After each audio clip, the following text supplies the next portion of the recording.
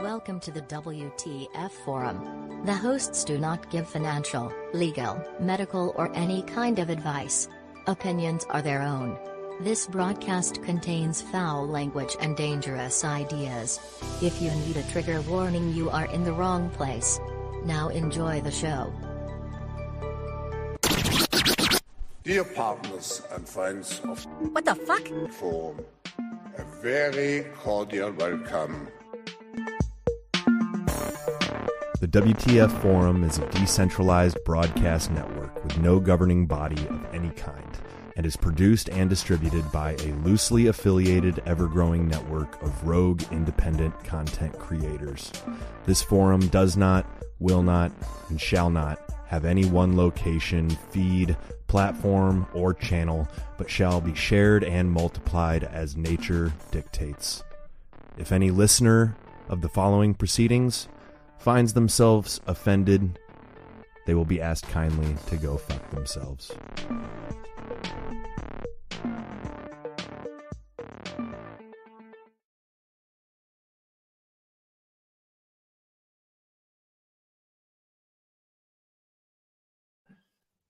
I was muted. My bad. Welcome to the WTF Forum, y'all.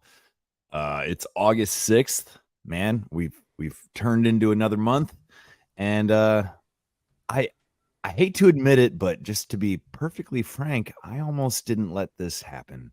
I was being a little wussy poo, sleepy time, nappy guy. And I'm like, I don't know, y'all. I don't know if I'm going to make it, but a little bit of encouragement went a long way. So here we are.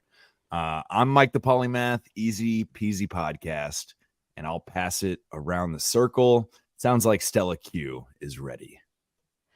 Hey, I'm so glad you made it. Good on you. Put the big pants on. Yeah. Thank you for having me. Stella Q from Union of the Unknowns, also geographically from Australia. Mike. Ando, Burn, Babylon Burn. You can find me on Twitter at the Doom Kitchen. OG Dadbod. Yeah, OG Dadbod 1, Whole Lot of Nothing podcast. Just happy to be on. Hopefully this one doesn't go for 3 hours. I got a feeling it won't, man. If my energy level is any indication. Yeah, I went to Chicago, otherwise known as Chirac, and I enjoyed one hell of a good Cubs game. You know, we got the big W, and you know, it was a good time and all, but I'm kind of wiped, man. And I honestly, guys, I'm just going to admit it. I knew all day it was Sunday, and at no point did the WTF Forum even occur to me, which I don't know. I don't know what that's about. I was hungover. Okay. I'm sorry. was there many chemtrails around at the time? Well, I wasn't paying attention. There was a lot of beer, you know, American baseball. It was beer and peanuts and hot dogs. And other than that, I have very little recollection. What does a beer go for at the ballpark these days? Well, for a big boy, $15. Oh my God, that's like a whole paycheck drinking there. Yeah, well, it's still cheaper than a pack of cigarettes in Chicago. Whew.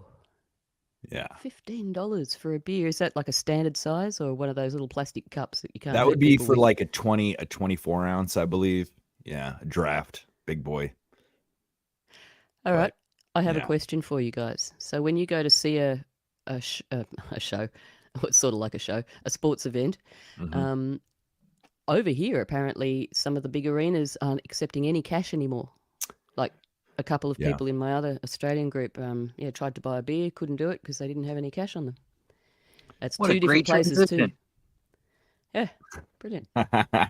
Yeah, well, I've been seeing stuff about Australia in particular, going more and more cashless. But that is the case at a lot of arenas, like as far as I've seen. It was not the case yesterday at Wrigley Field. But yeah, I believe that's the case at like the football game here in Indianapolis, the Colts. Yeah, they're doing it little by little. That's for sure. The frog is boiling slowly. Mm-hmm. Is that a big place that you went to yesterday, or a sort of a medium-sized? Oh, it's a big one in terms of like heritage history. It's one of the oldest ballparks.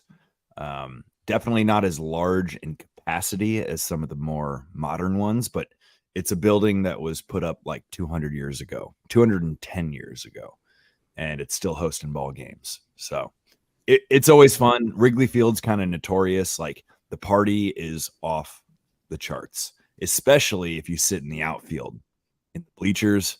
That's where all the hooligans are. So I was in good company, you know. Is that like the nosebleed section? Yeah, pretty much. Now the Cubs, they're kind of like the nicer sports team, right? It's not like the White Sox. They're on the south side, right?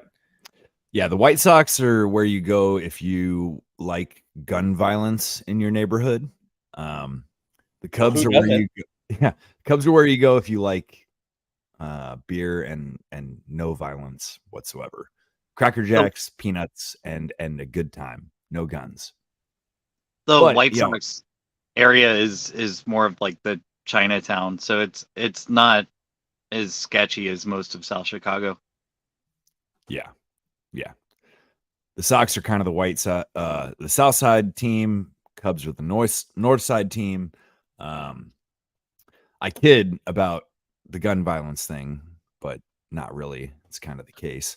The funny thing I was just going to say about Illinois, I had to consciously leave my firearm, right, in Indiana.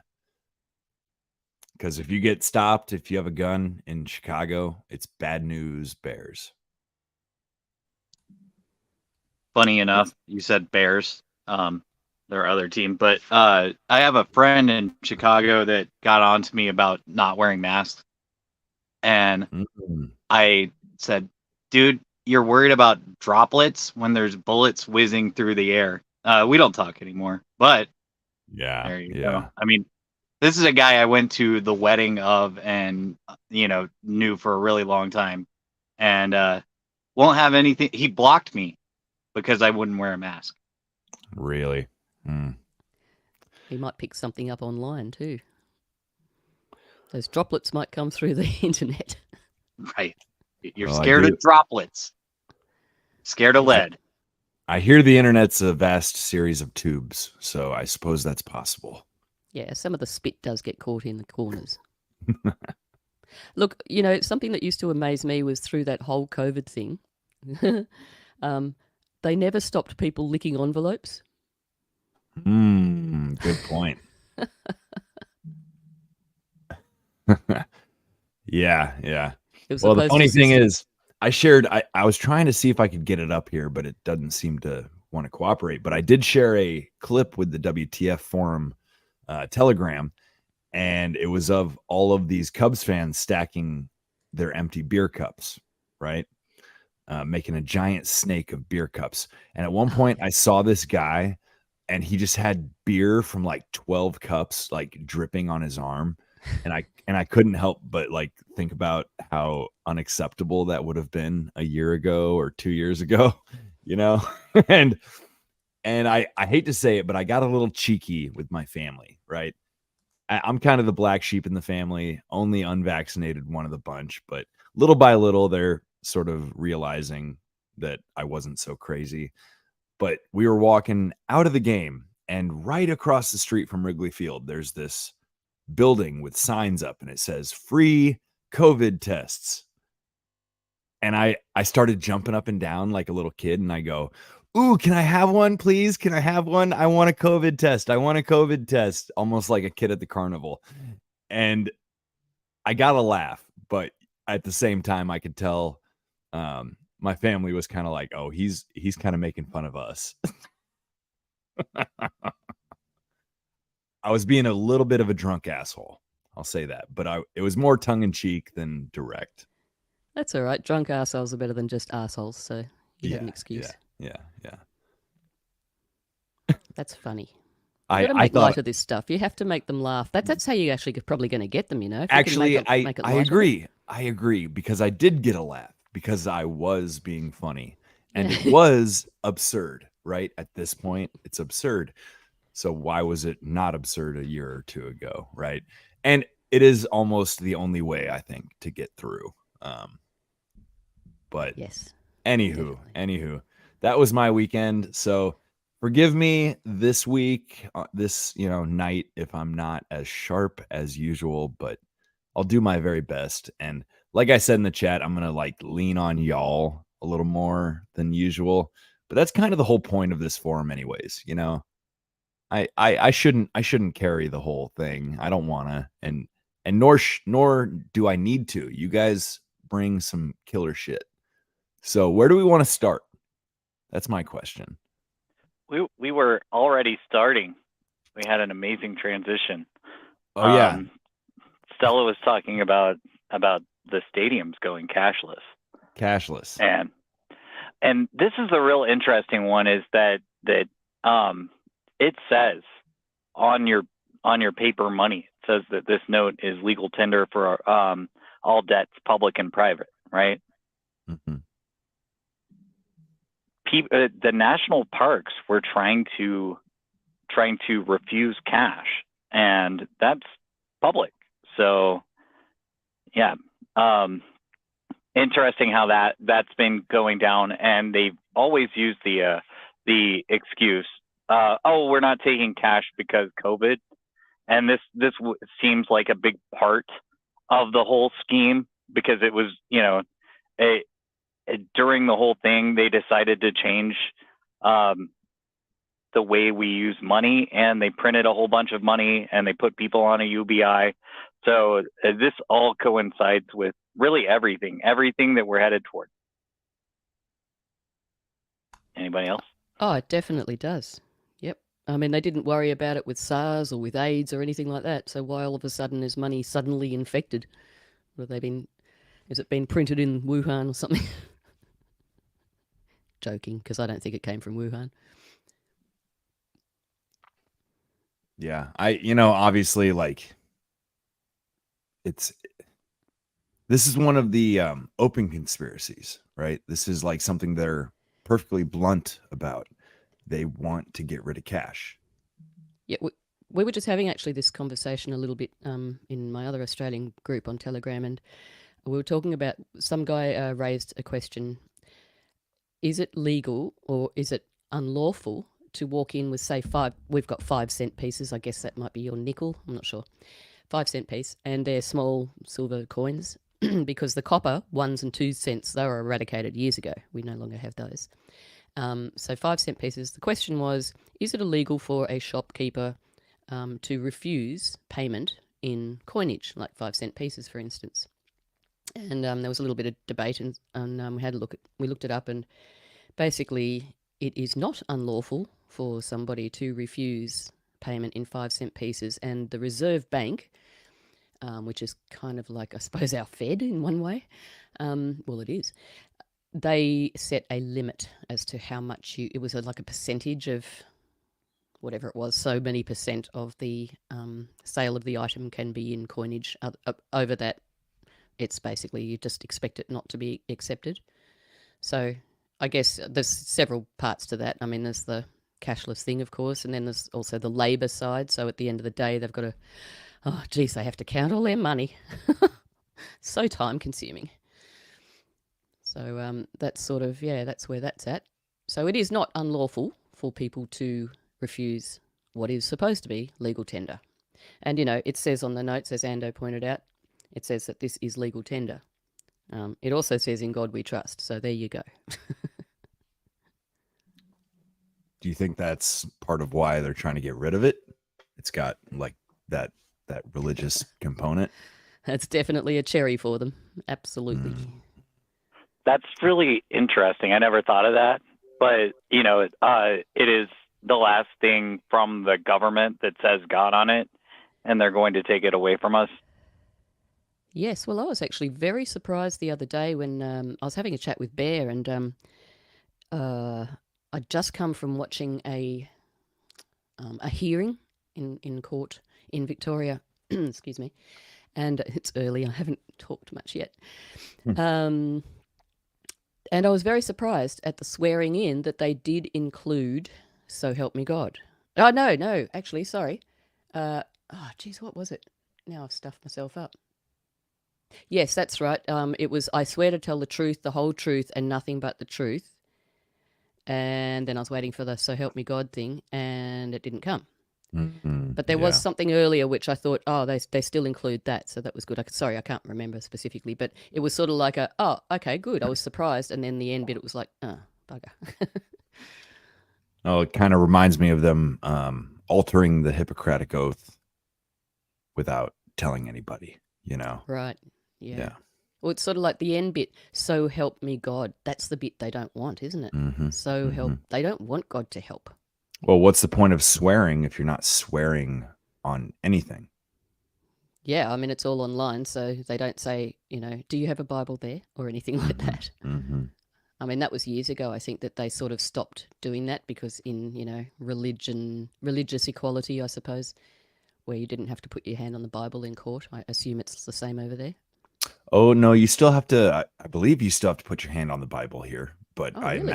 imagine that might not be for very much longer. You know? Yeah. Oh no, that was years ago that they stopped that here. I want to check that up now, but yeah. Yeah. I think it's just kind of like nothing's sacred anymore. You know? A man's word is no longer his bond. There's no longer, I mean, they talk about like the social contract. No, the social contract is on fire, like as these whiling out videos kind of show us, right? I mean, is it a good time to transition and see what's happening at the local 7-Eleven? Oh, I thought we were going to get into the payment chips. Oh, actually, that would be better. You're right. Yeah. Okay, thank you. See, I'm just not with it today, guys. I'll get there, maybe. But yeah, so we've got this video of this gal. I'll pull it up here, and she is so stoked. She's so stoked to be paying with her hand. It's kind of crazy. Here we go. Pay for my groceries with my. It'll work.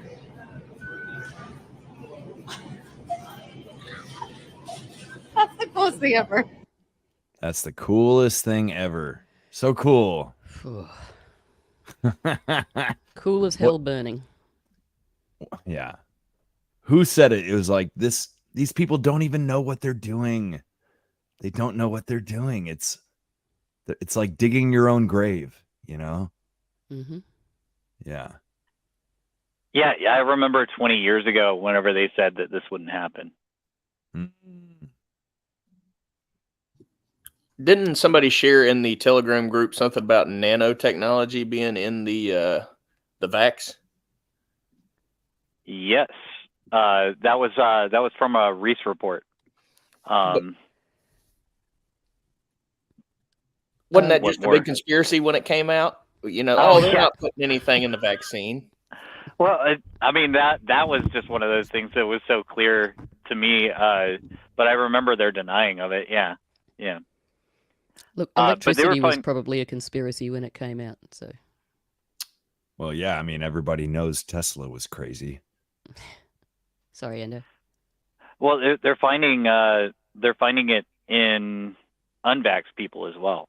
So that Rob mentioned this whenever in a personal conversation, but yeah, we're getting affected, just because these people took all this stuff and all of this stuff is out here, that it's going to make its way into us somehow. So that's pretty sketchy. And, Drew always mentions that they were already putting the mRNA into chicken vaxes years ago. And now we're just now finding out about it because we didn't even have mRNA on our radar until 3 years ago. Yeah, and that's what they do, isn't it? I mean, we all know, well, we don't know, but we 99% know that their technology is way ahead of what we could possibly imagine, and we just get the scraps they throw out, basically, and we're amazed by that. So, yeah, I mean, I think that's what happens is they tend to tell us about stuff they've already been doing and make it look like it's new. Would you agree with that? So this is reminding me of the whole like they test it out with our pets first, right? This is the exact same technology as what you have in your dog. It's just an RFID chip, right? That's what I'm reading.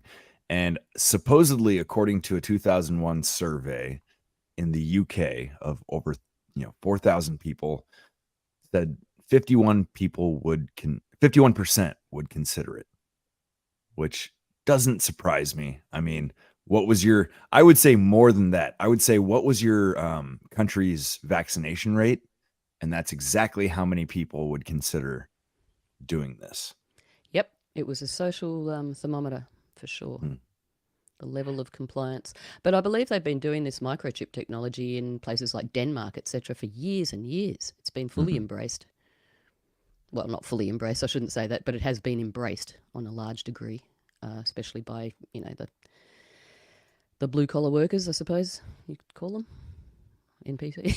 No, we won't go that far. This is kind of crazy. So it says financial technology or fintech expert Theodora Lau is co-author of the book Beyond Good, which I find to be an interesting title. Beyond Good, How Technology is Leading a Business-Driven Revolution. She says that implanted payment chips are just an extension of the Internet of Things. Sorry, just while we're here, I'm sorry to interrupt, but that ahead. title, Beyond Good, How Technology is Leading a Business-Driven Revolution, I see like a perfect inversion of the love of money is the root of all evil right there. What stood out to me was referring to our bodies as a part of the Internet of Things, right? You are now just a thing. Yeah. Internet of Bodies, it's usually called, but now they're just calling it thing because then people won't make the connection. Well, as far as I know, the Internet of Things is like your TV, your washing machine, your dryer, your fridge, your dishwasher, your refrigerator. Yeah, they're all connected to the Internet of Things. I mean, this is getting real sci-fi. Yeah, I remember when I was a kid, right after, the Y2K stuff, that, all the religious people in my family would talk about, oh, the mark of the beast is going to be when they put the chip in you, or you got to take this shot, or XYZ. And then strangely enough, when the time came to do something, everybody, well, we just got to do this to, go along to get along. If I don't take this, I'm not going to be able to eat. So it's like, what have you been preparing for years for? All that food isn't going to do you any good if you're, just going to roll over and take the shot and bow down. So this is kind of interesting. And this reminds me of the whole, like, what's Elon Musk's thing? Neuralink, right? Yep. And how he always says, like, this is going to help people with amputations, like control their, whatever the word is, bowels. No, like their limbs, their artificial limbs, their, Yep. I'm blanking on the word, but he's arguing, Elon Musk, that like these Neuralink implants are going to help the disabled. That's the very first argument for why we should do this. And it says that same exact trope here in the BBC article. It says its implants are aimed at people with disabilities who can use the chips to automatically open doors. Oh, because we haven't already found 10 other solutions for opening doors. It says we have daily inquiries. We have carried out over 500 implants in the UK, but COVID caused some reduction in this. Good, man. People are probably a little sketched out at this point. Yeah, well, I mean, that's the way propaganda works. Ashley and I were chatting about this the other day. It's just, everybody chats about it. It's the heart of propaganda, isn't it? Is to go to the core of the heart. So they're always hiding behind children, older people, elderly people, sick people, and disabled people. Like a bunch of cowards.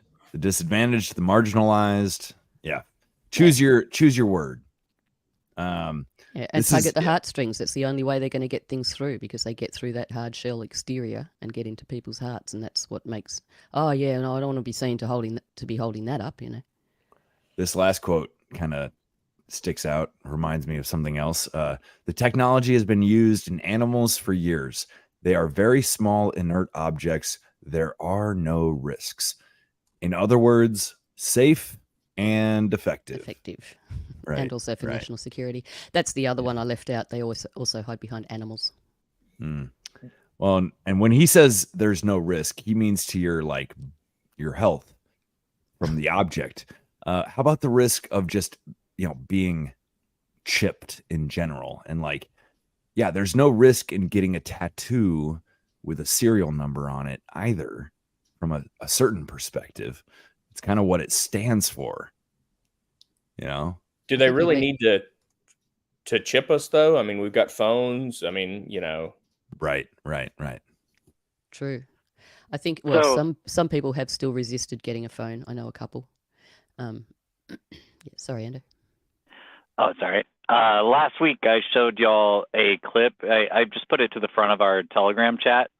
But it was a whole bunch of people that are in line to have their to give away their biometrics for WorldCoin Orb, which is Sam Altman, the transhumanist who is all about the AI stuff, the guy that came up with ChatGPT. And you can see them all lined up for it. It's really depressing to see how many people are just voluntarily enslaving themselves. And it also makes me think, I go through the airports all the time, and they have this program called Clear, where you can give your biometrics away to some private company that will put you to the front of the security line. I often get in with them because I'm A-list on Southwest, and I didn't have to give my biometrics away. I just fly so much that they just put me to the front. But yeah, it's pathetic what people will do just to not wait in a line. And this is funny because they're waiting in a line to, eventually not wait in a line. And funny things about lines is I've always noticed that nothing attracts a line like a line. So if you just got like 100 people to randomly line up to nothing, people would start getting into that line to find out what they're interested in. Wow. Yeah, it's astounding, isn't it?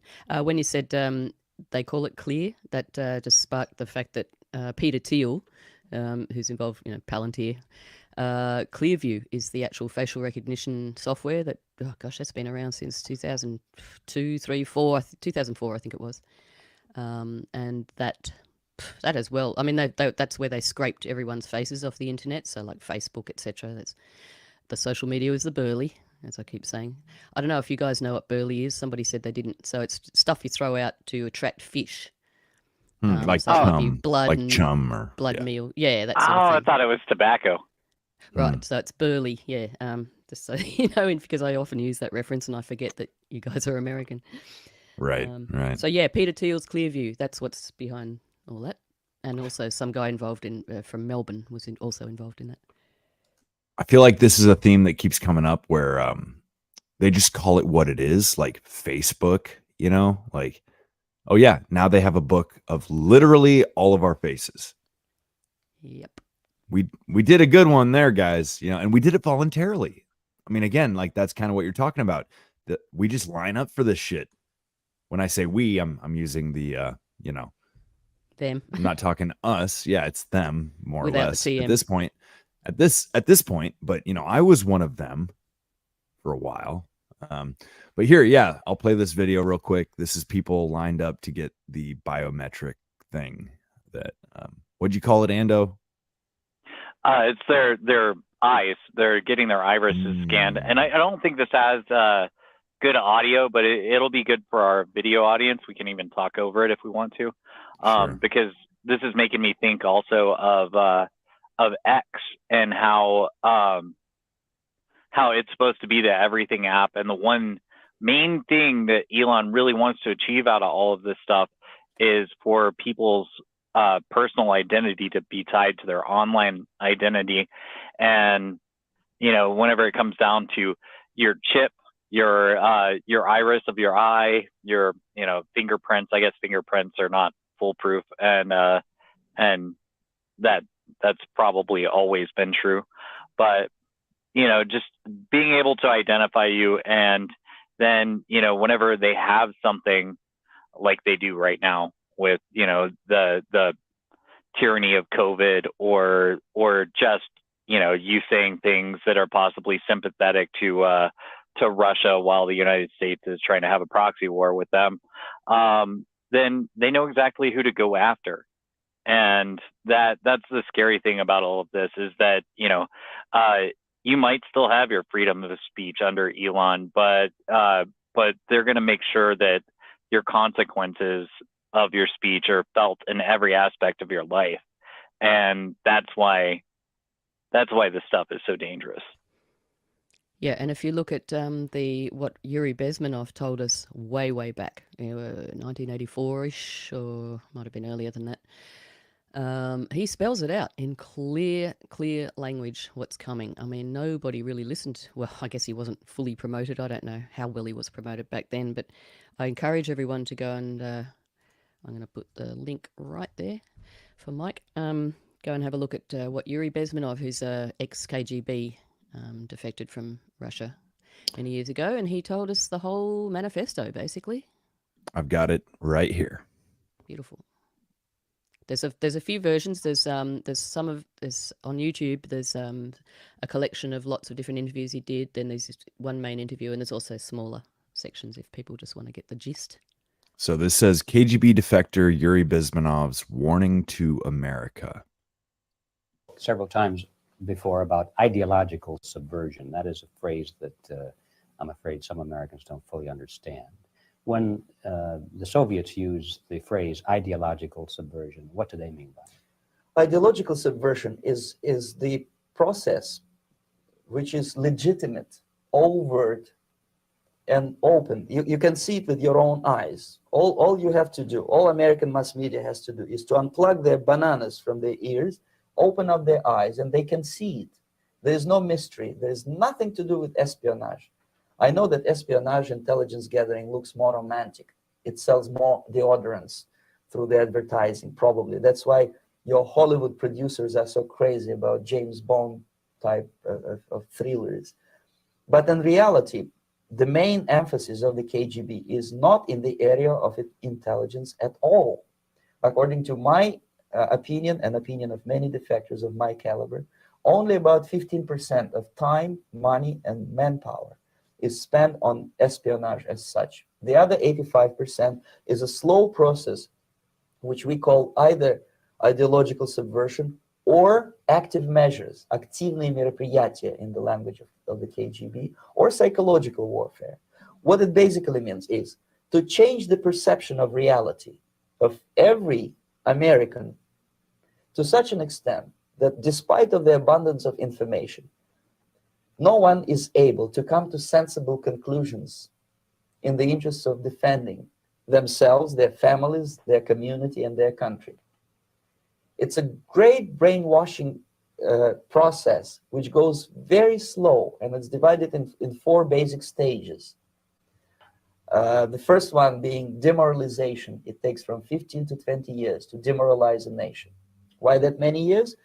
Because this is the minimum number of years which requires to educate one generation of students in the country of your enemy, exposed to the ideology of the enemy. In other words, Marxism-Leninism ideology is being pumped into the soft heads of at least 3 generations of American students without being challenged or counterbalanced by the basic values of Americanism, American patriotism. The result you can see. Most of the people who graduated in the 60s, dropouts or half-baked intellectuals, are now occupying the positions of power in the government, civil service, business, mass media, educational system. You are stuck with them. You cannot get rid of them. They are contaminated. They are programmed to think and react to certain stimuli in a certain pattern. You cannot change their mind. Even if you expose them to authentic information, even if you prove that white is white and black is black, you still cannot change the basic perception and the logic of behavior. In other words, these people, the process of demoralization is complete and irreversible. To get rid society of these people, you need another 20 or 15 years to educate a new generation of patriotically minded and common sense people. Okay, I'm curious to stop. I want to stop there and say, like, where do y'all think we are in this cycle that he's describing? I think we are the teachers for the next few generations. That's what our job is, and that's what we're doing right now. That's what we're trying to do. That was kind of my thought as well. Yeah. Ando, did you have something there? Oh yeah, I was just saying that we're deep into the Marxist subversion of a society. So yeah, this it's like 1984 in so many ways, and I'm sure that's why it was written, and is that taking away people's words and making them, not giving them the words to rebel with, is the eventual line that we're going down.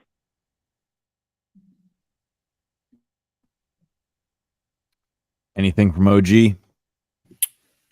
No, I'm familiar with this guy, but I don't know how much of this stuff I believe. I think he's written 2 books.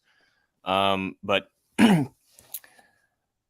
yeah, I think that all of the stuff that's been going on goes way further back than the communists, getting involved.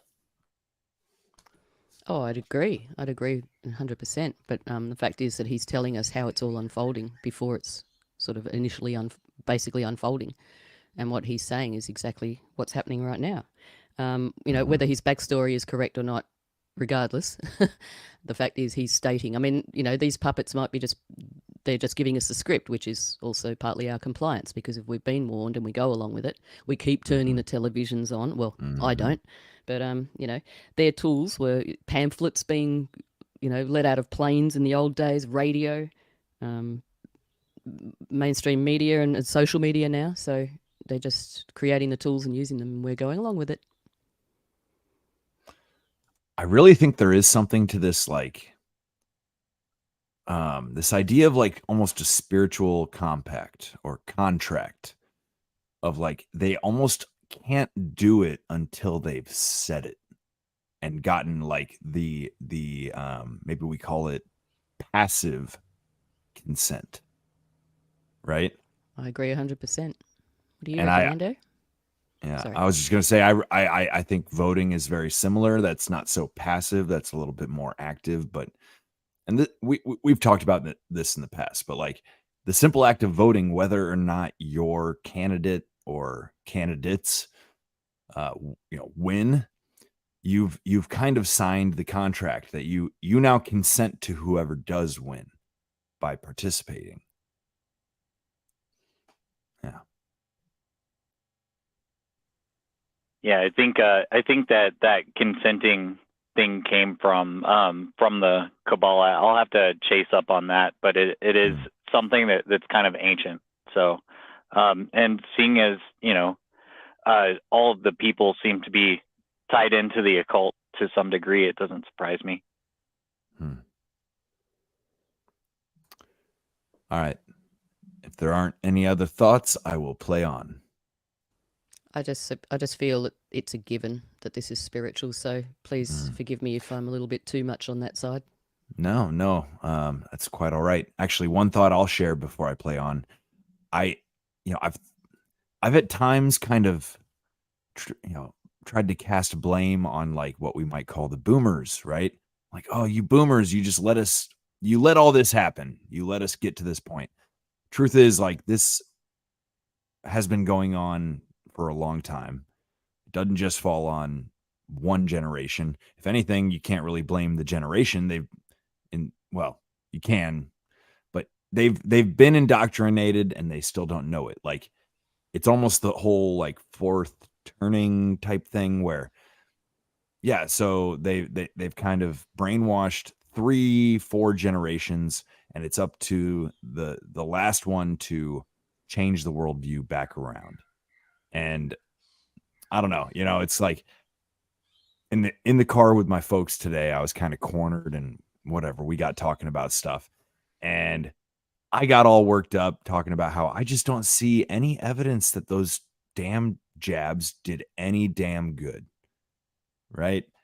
And my mom, God bless her, she's just so sweet, like to a fault. And she's like, well, no, like they helped people, like they kept people from getting really, really sick. And I'm like, yeah, maybe, but like they told us they'd keep people from getting sick at all, and that didn't happen. And they, blah, blah, blah, blah, blah. I'm like, it started out 99% effective, and it was comical to watch, 89, 79, 69, 59, 49%. It's like, come on, like, don't you see what's happening? But she's so indoctrinated into trusting the experts that she refuses to see what's right in front of her. All of us out here called it while it was going on, but right. I'm thinking now that maybe we shouldn't have. So, because they were kind of what they call pre-bunking, where they take something and tell you what we're going to say about it before it happens. Yeah. So yeah. I think that maybe if they had come to that conclusion on their own, because it was pretty obvious that, especially whenever you watch these montages of Peter Hotez talking about how many shots a person's going to have to take, and then add on to that some pill that that Merck decided to get in on the action and make a pill. So, all the things that were happening, we were calling them in real time because we were listening to the right people, and they weren't. They were watching the news. And also, that generation were just naturally trusting. They hadn't learned that the establishment is not there for them.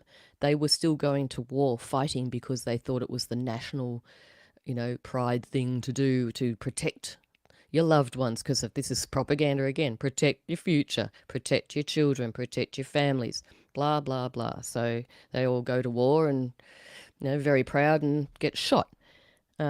So that generation was very trusting. I was only having this conversation with my mother recently. She said exactly that. We didn't think to question people back then. We just didn't think about it. We weren't aware. So that's something that we have. And, what you said about whether we should have said anything or not, I sort of just had this vision of seeing a whole bunch of like a crowd of toddlers making their way towards the end of a cliff and just going, oh, well, I guess I'll figure it out once a couple of them fall off, I mean, I couldn't do it. You have to stand there and go, stop, please don't, here's why. And children will look at you and keep walking and fall off the edge. And that's what's happened. Well, there's one thing, it's like you're teaching a kid about fire, for instance. One effective way is to let the kid get burnt and realize that fire is hot, and then they'll always stay away from fire. But then the other way is to, helicopter mom the kid away from the fire every single time. So I think it works on some people, if you lecture them and tell them, but in a way they have to find out for themselves. But in this case, getting burnt meant a lot of bad stuff, and we still haven't seen the full repercussions of that. But it looks like it's going to keep going until the next thing. Oh, don't worry, it's just mild myocarditis. Yeah. Right.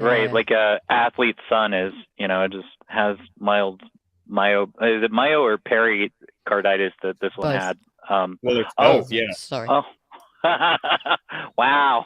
I didn't know if you meant that guy specifically. I thought you meant just I was talking about effects of Bronny it. James, but Right. yeah.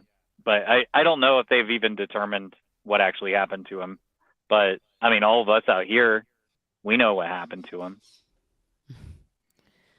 Did he actually die, or? No, he's alive. They claim he'll go back to playing. He probably got some poor, Malaysian kid's heart. Well, Yeah, the that's trouble is that, letting a child burn themselves, I agree with that. I mean, you sort of have to, and I mean, it generally just happens. You don't let it happen, but the trouble is, I mean, that heals, but this is sort of, apart from a few sketchy protocols that are floating around that may or may not work, this is irreversible. So what do you do? Stand That's back one and thing I watch? remember when the shots first started coming out was, people kind of, I guess you'd say, in the know who were following things. They're like, eventually they're going to have a vaccine to reverse this vaccine. Well, I mean, that's their whole game plan. That's what they wanted. And that's why whenever they have their 15-minute cities, you're not going to be allowed to go anywhere near them because you will make them sick, because they will be on so many things to counteract the things that they have already put into themselves, that your healthy immune system will make them sick just from being around it. It's insane how much they pump into little babies. I mean, I can't believe, I was going to say, I can't believe that we're letting that happen. But, I think back to my births, and I'm not going to give you a horrible birth story, but straight afterwards, it was like a baby whisked off, shoving something into baby foot, making blood drip out to go onto a card, which is, for DNA, basically, I suppose, shoving vitamin K in. And there's even questions about that now, because, they say vitamin K, it helps with something or other, blah, blah. And it's like, well, my gut was churning. My instinct was to grab my baby back and run. But for some bloody reason, I didn't. But it was not like, now, can we take the baby? You seem to have cut out on us, Stella, but I know what you're getting at. Yeah, Stella, you've gone silent on us. What you were saying though makes me want to bring up, and this would be interesting because I know we have, people of faith here. Circumcision. How do y'all feel about that as far as what's done to babies, in particular baby boys? So they get a drugged up mom and they put a clipboard in front of them, and then they say, we're going to do this procedure. It's beneficial for the child. And what the hell? Of course they're going to sign off on that. And then the religious aspect of it, it's not done in a religious way. So, and the Book of Acts clearly points out that Christians don't need to be circumcised, and most of us don't want to be. But of course they're making a lot of money off of that foreskin. So, and they're also collecting information. They're collecting blood samples, tissue samples, etc. Probably using them for like stem cells and all kinds of crazy stuff. It's of course set up this way. And then also there's part of Jewish conquering is to collect the foreskins of their enemies. And so, I wonder what's going on here. Kind of feels that way. It's interesting. I don't know enough about it to really comment on what you just said, but I was always taught that circumcision was kind of a two-pronged, no pun intended, but two-pronged like thing. It's good for hygiene, and it's sort of like religious tradition for Jews and Christians. That's the line of BS that was given to us. But to me, when you take the 30,000 foot view, it's really obvious that all you're doing is genital mutilation, right? And it's one more trauma for a baby fresh out of the mother's womb who, like Stella was saying, really should be nestled in the bosom of their mother as nature intended. But instead they're whisked away, they're jabbed up, and they're circumcised. And permanent removal of nerve endings. That doesn't happen to somebody who does it ritualistically, because it's done in a different way. But I know that OG had something to add on to that. Oh, I just want the extra length back, man. I'm sorry to hear that, brother. And just a little bit of cleaning is really not too much for somebody. I mean, what women have to go through. I mean, we just, we have no issues at all if we're cut. So, but if we had just like one little tiny thing to do, it's still not that much. Yeah, literally, So, don't be lazy. Just clean your little baby's dick. Yeah. Clean under the foreskin. Big deal. You're already wiping its ass. What's the difference? Yeah, it's messed up that this is all done without permission. But in this time of where we're going to stop child mutilation, as far as hopefully we can muster enough strength to stop the child mutilation as far as the transing of kids, that maybe we can stop the child mutilation of circumcision along the lines of that as well. If legislation comes out, it would probably count under that.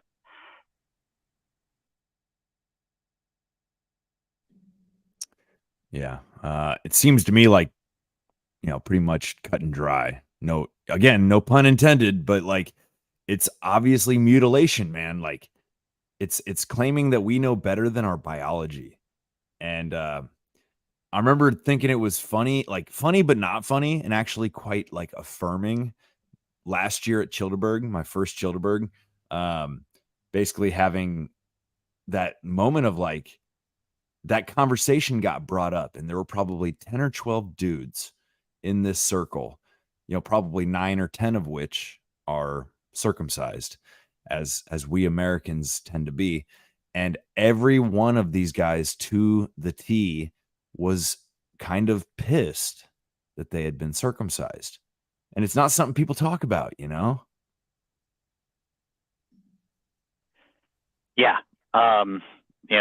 Disclosure. Yeah. My mom allowed them to cut me, and I'm not happy about it. I've talked to her about it, and she doesn't even remember signing off on it, but she knows that, like I said, they just stuff a clipboard in your face whenever everything's going on. And it's a crazy moment, and they wait until that vulnerable moment in order to predate on the mother. But it's that's another thing. If it is ritualistic, ritualistic things are done with, it's consent of the person that's taking part in it. I was not, making an Abrahamic vow whenever, they just decided to surgically mess with me. I was not doing that. And it's pretty screwed up that they do that, and that this is a real practice and has continued on this long. I'm curious if it's as common in Australia. It's too bad we lost Stella Q. But they are in the chat. I'm going to ask. Drew and Stella are 2 resident Aussies. We'll see if they respond. Is circumcision common in Australia? I think if, we had a choice in the matter, it would be different. But, it just seems like parents are just kind of abdicating some more responsibility. Like, oh, yeah, we'll just take this off and we won't have to clean you as well. It's a trust the science thing. Trust the experts 100%. They were sold on the idea that oh, if you don't do this, your kid's going to get some bacterial infection or some bullshit, man. It's what do you think people did for the last, 500,000 years? Right? I mean, come on. I don't know. Again, I almost feel bad. I'm not trying to be too awful personal here, but my mom's a nurse, and she was a pediatric nurse for a very, very long time, which means she administered many, many, many vaccines. And I think it's why she is so hesitant to accept that there might have been something off. Yeah. People are, we talked about the Mark Twain thing, right? Where it's convincing people that they have been fooled is harder than fooling someone. Yeah, right. And yeah, people just double down whenever they've done something horrific. They don't want to know that they've done something horrific. So they'll double down to defend it. And that's what's happening a ton with this, with the vaccines. Yeah. I mean, again, I'm like verging on being borderline too personal, but I don't really give a fuck at the moment. It's the kind of thing where, like I said earlier, I was the black sheep of the family. I was the only one not to take the jab, and I was barred from seeing a couple of people because of that.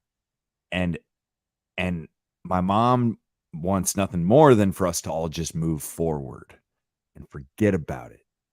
And I made the argument to her today. I'm like, look, that's just not possible. Like, not if I'm going to maintain my self-respect, basically.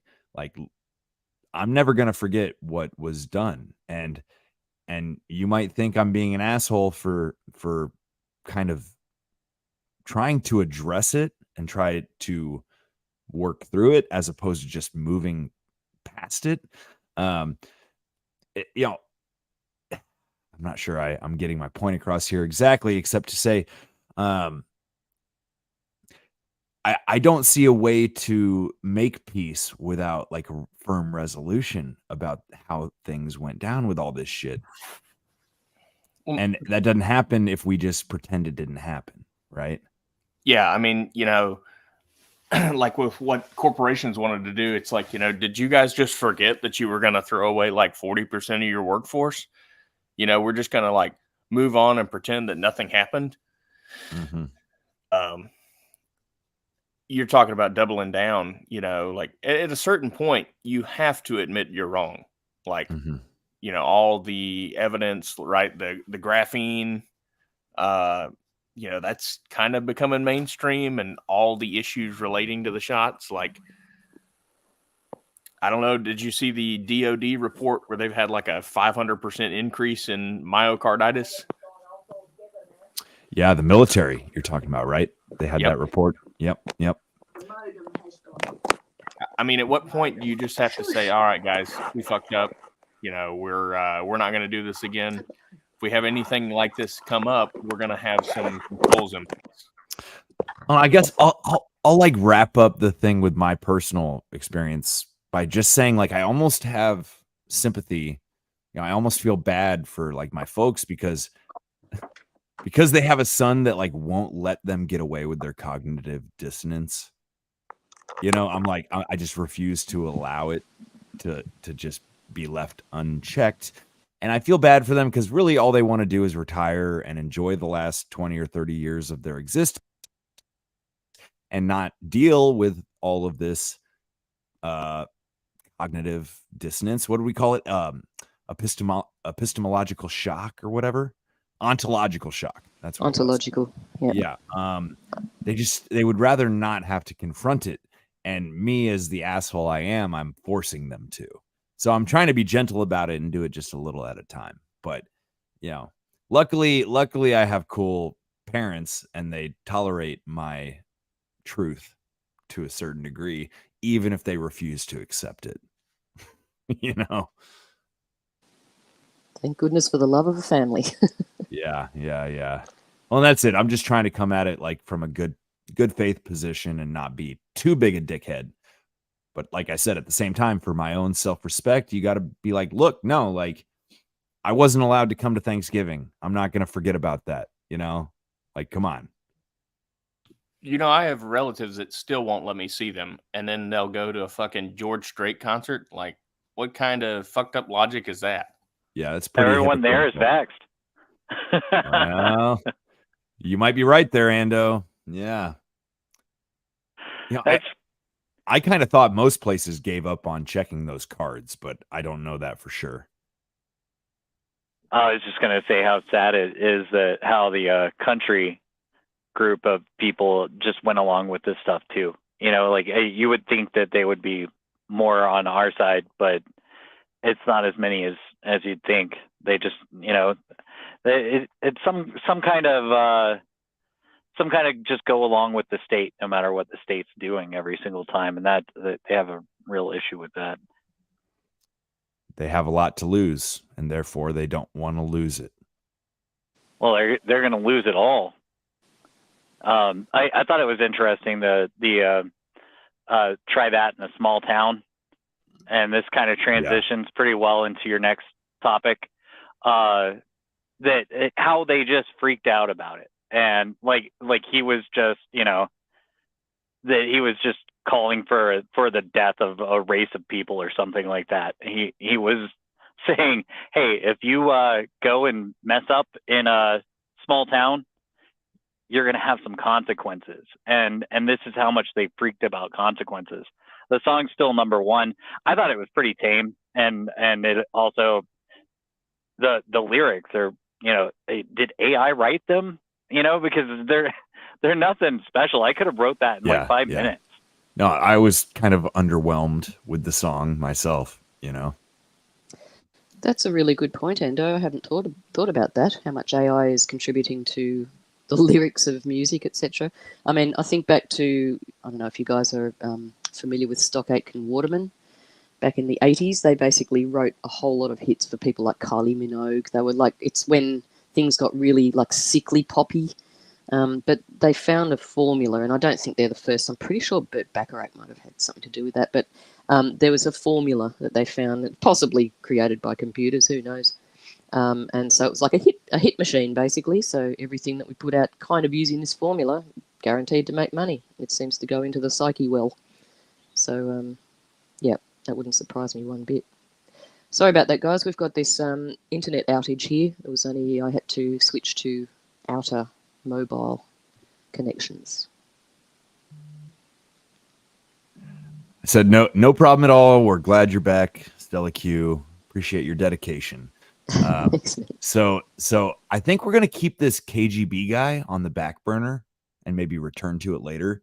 But for now, we've got this article / video about two 7-Eleven workers who stopped a would-be robbery in Stockton, California, and they are now being investigated for assault. So it says on Saturday, Stockton, California police revealed that they are investigating two 7-Eleven store clerks for assault after a video of them beating a would-be robber went viral. So here's the video, and what I'm going to say about this up front. The guy got whooped with a stick, but it wasn't like I don't know. I guess I don't really know what kind of stick it was. It looked like a piece of bamboo or something, though.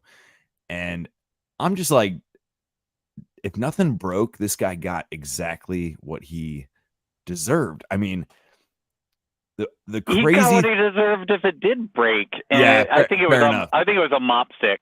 That's what it looks like. A mop, a mop handle. That makes sense. Yeah. So it says here, in a post on Facebook, the Stockton Police Department said it was unable to combine the investigations of the suspected robbers and the suspected assault because of the diligence of a witness recording the event that took place July 29th. So in other words, these are two separate incidences, according to the Stockton Police Department. There is a robbery investigation and an assault investigation, and ne'er shall the two cross paths. They are not related. They are completely separate. That to me is kind of weird.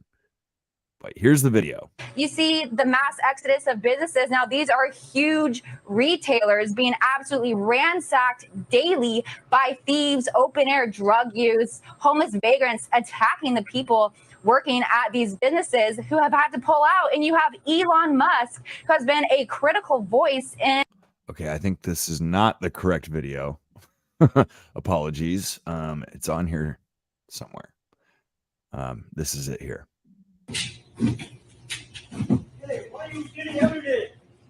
So first of all, this guy's just taking like every pack of cigarettes behind the counter. He went straight for the menthols, if you noticed.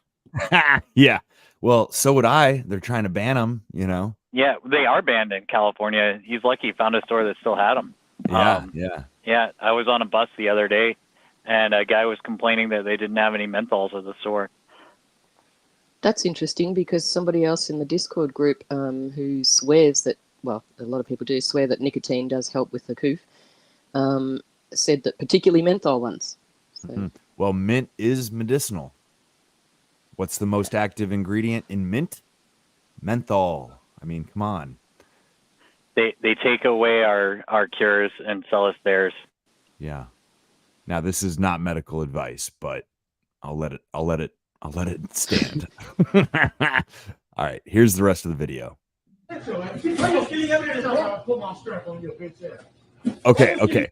All right, so I'm going to pause there. This guy keeps intimating as if he has a gun. And what's really interesting, the article talks about how this is the third robbery by this same individual at this same store within 24 hours. And he keeps pretending like he has a gun. And finally, these two guys are just like, nah, dude, we don't buy it.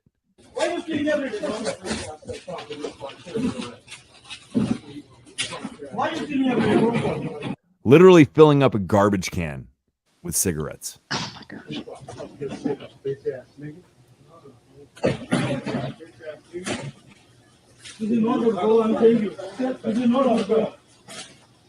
And let me get a swisher though. Can I get a stripper?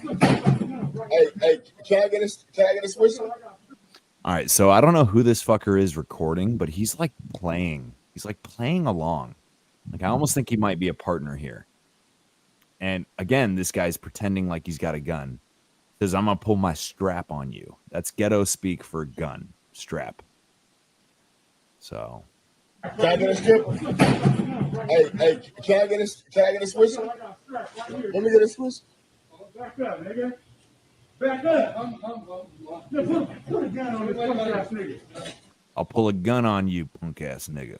He just pulled something out of his. He just pulled something out of his pocket. I saw Was it that. a knife or something? I saw that too, Stella. He pulled something out. Might be a knife. Maybe. Might be a knife. He looks more like a knifey kind of guy. Yeah, well, he's pretending like it's a gun, but I bet you he does have a knife. Like, you know, he's got to have something. Yeah, he wouldn't do it with nothing. Right. Can I get a stripper? Hey, can I get a swisher? Let me get a swisher. Yeah, there it was. You see that? Definitely was. Could have been a stick. Who knows? It doesn't look all that intimidating. Whatever it is. I don't know. A bit of pipe or something. Yeah, just something so that it's psychological. It's a stick. It's a stick. It does look like a stick. Back up. Put a gun on this punk ass nigga. And just let him go. So this guy recording the video is saying, just let him do it. You can't do nothing till the cops come. Just listen to this. There's nothing you can do. But it's nothing you can do. It's like they're not gonna do nothing. You just have to just claim you have insurance. You have insurance? What? Did you have insurance? No, it hurts you.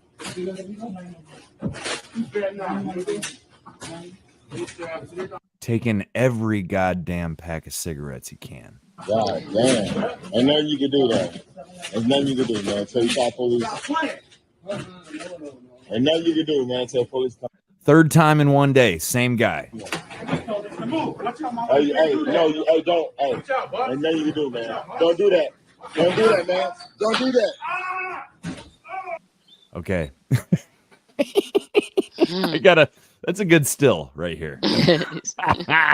So if you listen to whenever he's on the ground and he's face down getting beat, you can hear the plastic shatter in his back pocket. He had probably a plastic squirt gun or something. Yeah, you can hear it shatter. Dude looks like he's about to start chopping wood. Mm-hmm. Looks very I think ninja at the moment. I think very ninja. I think you might be right about like the mop handle. Like it's about the right length.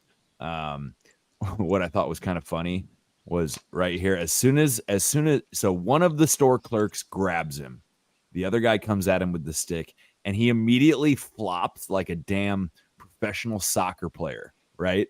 Like, watch this. He goes, no, here, check it out. Don't do that, man. Don't do that. Okay, so actually he did get whacked. He got whacked Yeah. once, and that's when he drops. 1, 2, 3, 4, 5, 6, 7, 8, 9, 10, 11, 12, 13, 14. I mean, it keeps going. He is whacking the shit out. Oh, wait. There it is.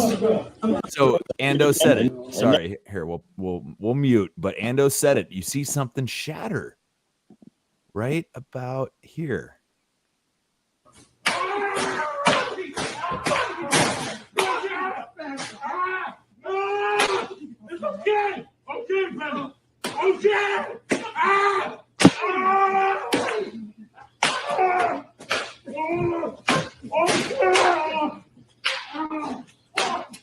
There it is. You see that?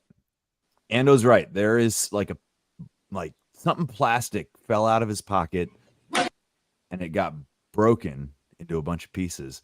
It probably was a squirt gun, dude. Yeah. That's a decent theory. It is.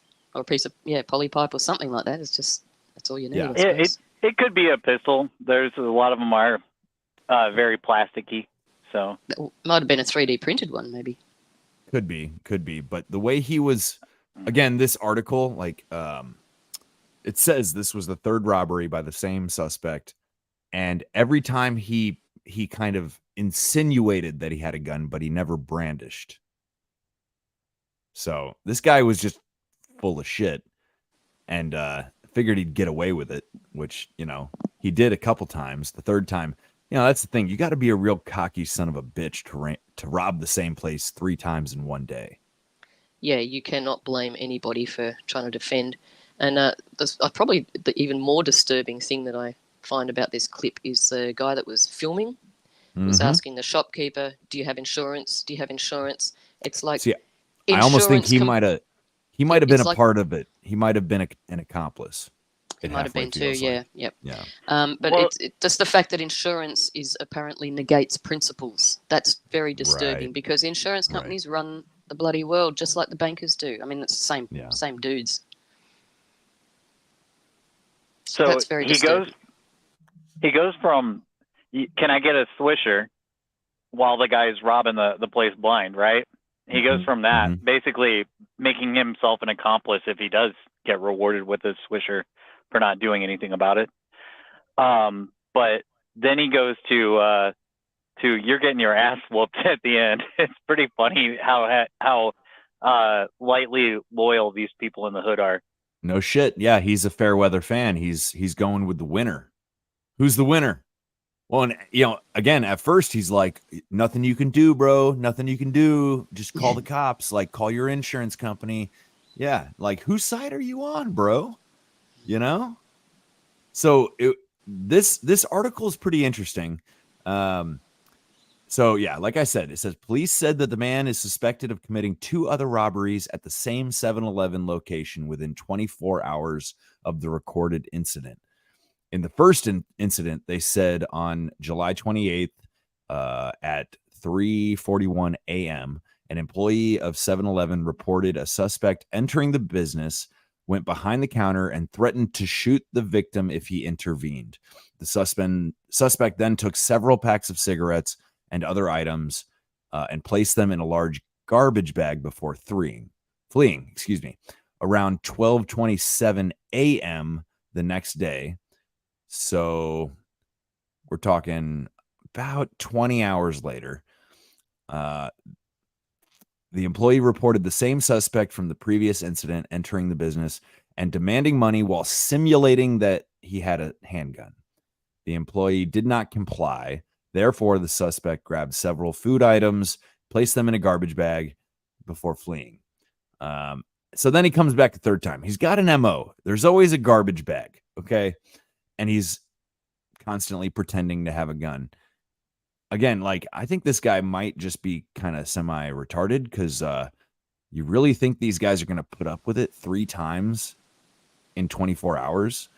And it blows my mind that there is an investigation into a quote-unquote assault. It's like what the fuck, man? You're literally just supposed to stand there and do nothing. Well, I guess they must have. They must have for the first 2 times, because that's why he's come back a 3rd time. He just said, well, it's easy pickings. Why not? Right. They're not doing anything about it. They're probably relying on their insurance companies. Yeah.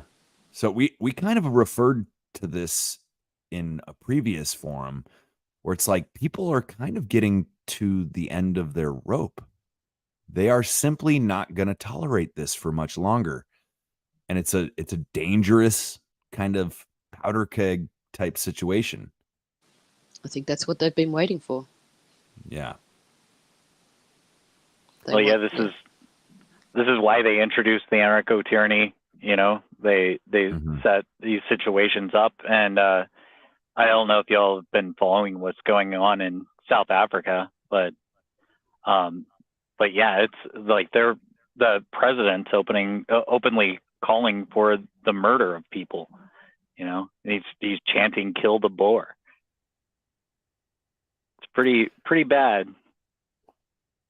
We got some crazy shit going on in New York City too, over some apparent free PS5s. You know, that's all you need to start a riot. Promise people free PlayStations. Check this shit out. Yeah, free stuff. Wouldn't have happened if it was an Xbox. Huh. So I don't know if there's any sound to this video, actually. But this is, I mean, it's a pretty massive riot. Wow. This is New York, like now-ish? This was in the last few days. It was Friday. This is in Union Park. Actually, if you get on Twitter and look up some clips, there's actually a one where they slam a guy's head through the New York police, slam a guy's head through the back of a car windshield. Yeah, it looks mostly peaceful. What color was that guy? Just by curiosity. I'm gonna let you figure that one out. Okay, probably a good thing. This looks like Escape from New York. This riot looks mostly peaceful. I don't see any grandmas walking around looking at the Constitution or anything like that. So, you know. Yeah, I'm having a hard time. I'm having a hard time with Twitter on my computer. But if anybody finds one of those clips, feel free to send it to me. I saw one where people are just jumping up and down on a car, you know, trying to break the windows. There was a cop that got stabbed, and then his gun was also taken. Jesus Christ. So, I mean, this looks like, I don't know, at least a few hundred, maybe 500 people. And this all got started because some Twitch streamer promised free PlayStations. Now, again, I'm guessing that the Twitch streamer, his name is Kai Cenat, or yeah, I guess that's how you say it. I don't know what he streams, but I'd be curious to find out here. There's that many people that listen to his Twitch stream in that area? Apparently. I mean, again, this is kind of a weird thing. If we announced free PlayStations, we'd probably get like 3 people if we were lucky. We could probably afford all the PlayStations. Right. Probably would get a couple of grandmothers. Oh, then that's a real riot. That's an insurrection. So apparently I'm seeing here, you know, this is unconfirmed, but it says he is actually being charged with inciting a riot, 64 people arrested.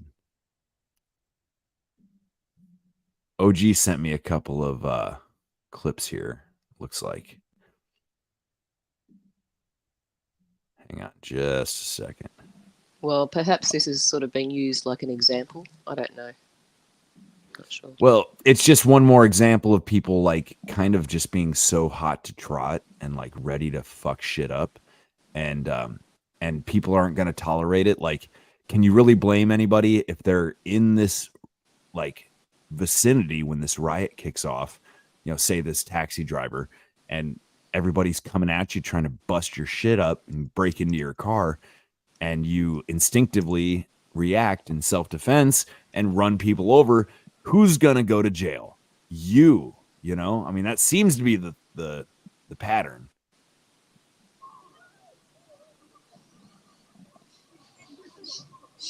Oh wow, yeah, they really did smash his face into that wow. glass. Now, are we sure? Are we sure this is from New York? Because this almost looks like. Yeah, those cops do not look like New York cops, do they? Well, it's hard to say. They do have guns on them. I was gonna say it almost feels like Europe, but none of the cops have guns in Europe. I don't think. Right? That's a pistol. So they allegedly deployed like 1,000 officers to Wow. Wow. Everything being under construction does look like New York. So I'm going to say True. this is New York. True. And where else has taxis? Let's just be honest. Big yellow taxis. The bus station. So this guy does have 4.02 million subscribers on YouTube. So yeah, he's got some followers, man. Should we see what his whole vibe is? Maybe that would be. Yeah, for sure. Dude, we should just play video games instead of tell people about the New World Order, you know? Maybe if we played video games while telling people about the New World Order, maybe that's how you do it. Well, then you'd probably be getting influenced by guys like this into going out and doing dumb shit for PlayStations. So here, They're saying let's see it what was 5,000 people involved in the riot. Wow. All right, let's see what this guy's all about. Ladies and gentlemen, konnichiwa. We are in freaking Japan, bro. First of all, I'm not gonna lie, bro. The UK, you're down bad. I've been to 2 countries that's out of the US, and already, bro, I haven't even done nothing either. Japan is blowing out the world. I said it, bro. I ain't gonna lie, bro. I went to some random alleyway, I went to some random game station, and it's the best game thing that I ever seen in my life. This is Okay, I can't even tolerate this. I mean, Was this the guy that got assaulted in Japan? Did he? For like saying Hiroshima, Nagasaki? I don't know. Is that the same guy? Is this the same guy? I think it is. Whoa. Oh, we lost the mic. Oh, no. Wow. So how are we going to get that clip now? Yeah. He might that come guy, back. yeah. Here we go. Hey, sorry about that. Yeah.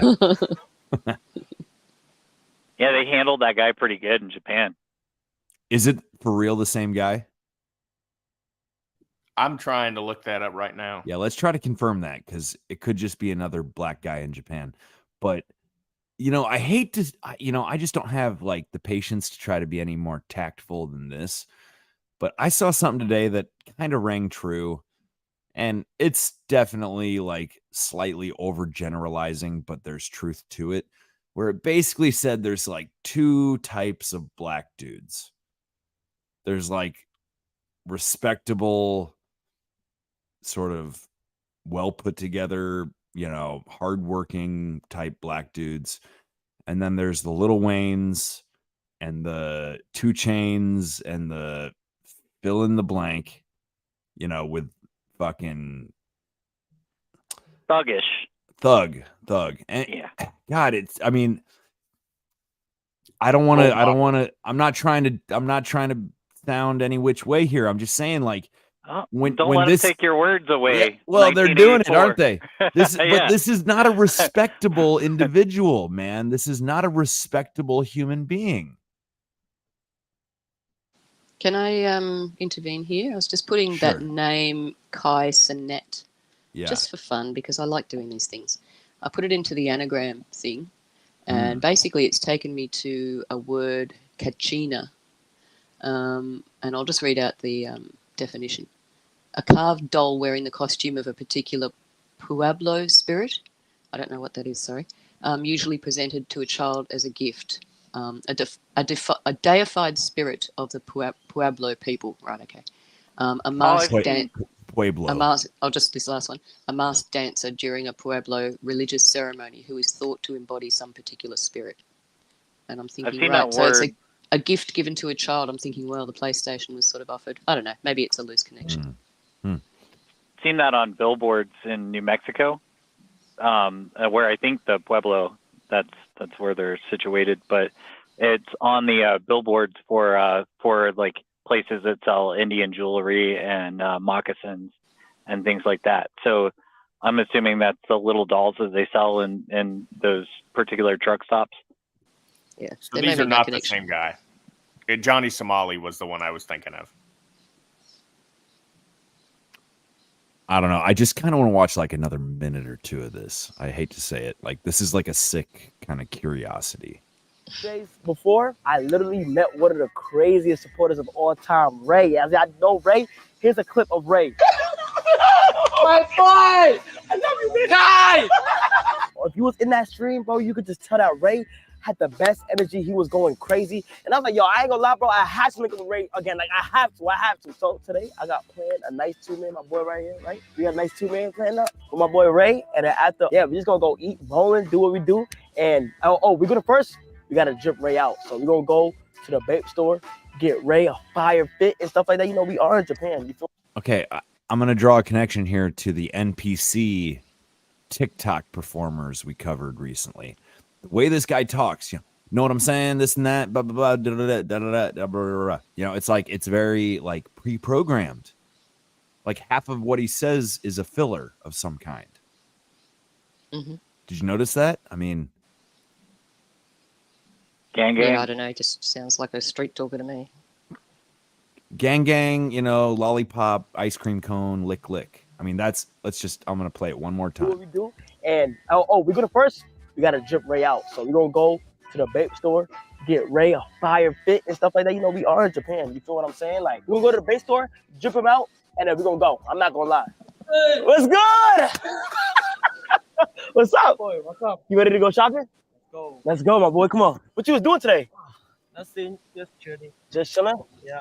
I don't know. So yeah, apparently this guy's got hella fans. I don't understand the appeal, like, at all.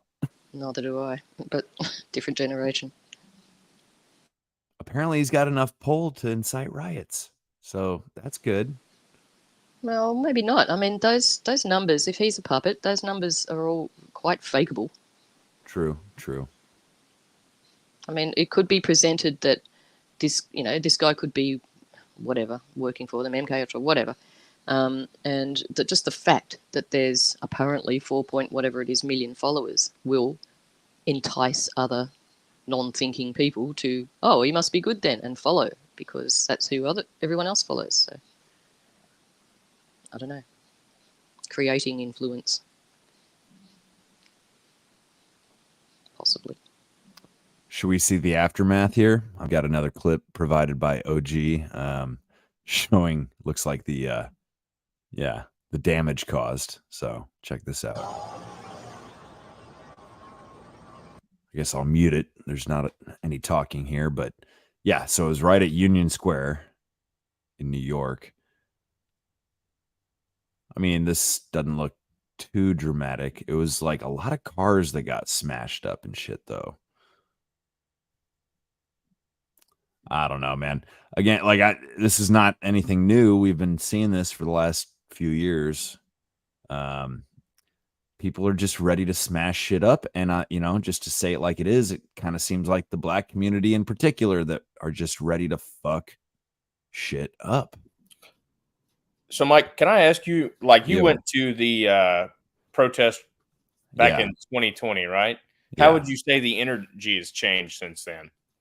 I can't say. I mean, I guess what I experienced is that these kind of events are very contagious, and like, I was down there like recording videos and observing, but even I, like, as an outside kind of observer, I was intoxicated by the whole thing. It's like a drug. It's the drug of groupthink. That's all I can say about it. And like, I think everybody's susceptible to it, especially if you're not like prepared. That was, I can admit I had some ignorance going into that summer where I've learned a lot since then. But part of the reason I was down there is because I needed to understand like what was going on and why.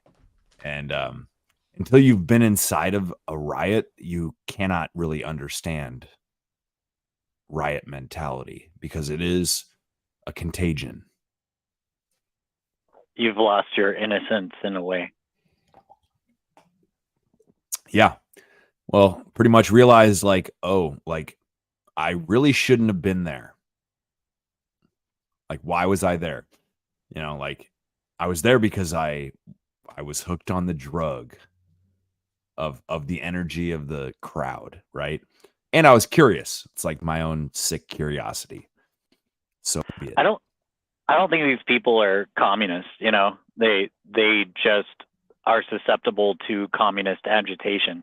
And they have absolutely no respect for another person's property or how they obtained it. Everything to them is ill-gotten gains philosophically, because they've been preached to by these communists. But that's why, you know, they're destroying random passerbys' vehicles, and it's so messed up. You know, it's like you're just driving along one day, and then, you know, a bunch of idiot teenagers are smashing your vehicle because some moron on Twitch decided to tell everybody that they could get something for free that wasn't really going to happen. Like he set up a prank. Yeah. So messed up. I was gonna say, did anybody get a PlayStation? Like, did they start rioting because they're like, "Where's my PlayStation?" Like, is it that pathetic? That's a really good point. I would say yes, maybe. Maybe. I mean, again, like I guess it's just maybe the danger of getting a big crowd of people in one place where there's no like clear mission or purpose or what have you, right? Like maybe it's that like innate need for religious connection that if you have nothing else, the promise of a free PlayStation from the almighty Kai is enough to bring you into a congregation of people where your form of worship is to bust shit up. Like that's kind of what it seems like. Am I making sense?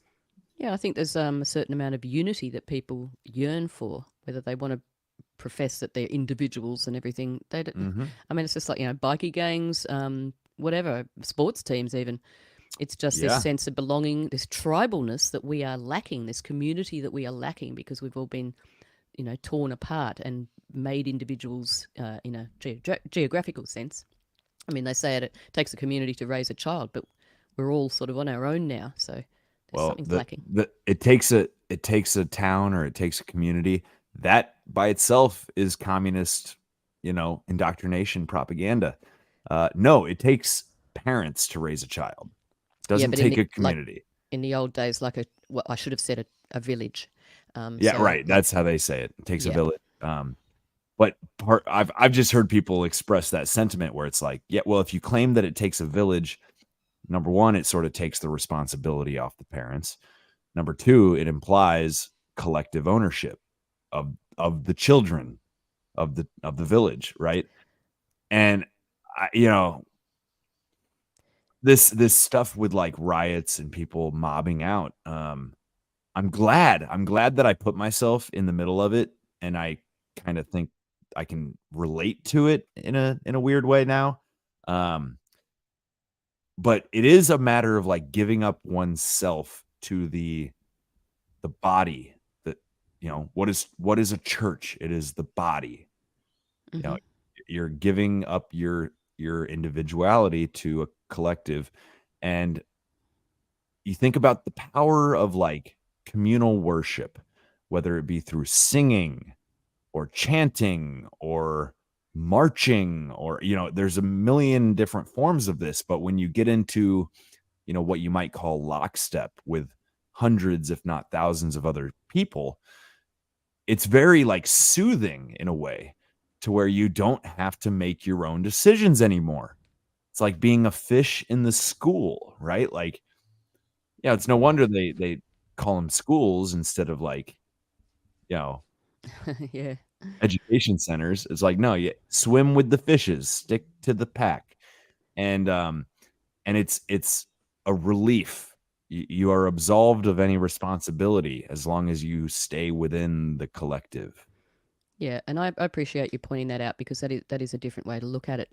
But when I say, in my view, when I hear it takes a village to raise a child, I immediately go back to like primitive times, not modern times. So where, I mean, you've got your parents and everything, but there's so many elders that bring wisdom and experience and teach the children things that parents may not even know. So in that sense, that's what I'm saying. It's like we have been torn apart. But yeah, you're right. It is probably a commo. Well, I mean, you know, they bastardize everything, don't they? So they've taken that and bastardized that as well. Well, that's the thing. I think it's part of our instinctual, like, social behavior to collect and sing and dance and chant. But it needs to be done for a good purpose, i.e., like worship of God, as opposed to worship of the almighty PlayStation, you know? I don't know, like self, right? Yeah, self-worship. Yeah. Yep. Worshiping the video game. Yeah. It's it's nothing more than entertainment. But like, so I was at the Cubs game yesterday, right? Almost a religious gathering. It's a bunch of people collecting to worship the Cubs. Yep. And to chant in unison and to cheer and to sing. And like, seventh inning stretch. I freaking love baseball. I'll admit it. I don't follow it throughout the season. I don't keep up with the stats or the players, but I love going to a ball game. Cold beer, Cracker Jacks, hot dogs, and baseball. The energy too. The energy and the crowd is what you might call like a mega organism, right? Yeah. Like it's a collective of individuals that all choose voluntarily to sacrifice some of their individuality and join in the common chant, the common cheer. When you hear boos, you're inclined to boo. When you hear screams, you're inclined to scream, and you're not having to decide it. You're just going with it, like riding a wave. And I don't know. I'm sure I'm being repetitive at this point, but the same thing that animates a crowd at a baseball game animates a riot. The difference is, I think at a baseball game, you have sort of a positive mission of sorts. Well, it's unity, isn't it? We're all seeking like-mindedness. I mean, that's how we choose our friends, isn't it? We tend to hang with people we agree with or agree with us. We don't hang with, agitators and people who are opposed to our ideas. We tend to get away from those people. So it's just a human instinct. And as Ando pointed out, playing video games and everything, it's the ultimate separatism. Everyone thinks that they're joined into something, but I mean, they're just sitting there. Like, it always blows me away, because I know, it's sort of real because we're looking at it and we're participating in it. And I'm talking about stuff online, like games and things. But when you really analyze it, it's just a whole bunch of nothing. It's nothingness. There's nothing really there.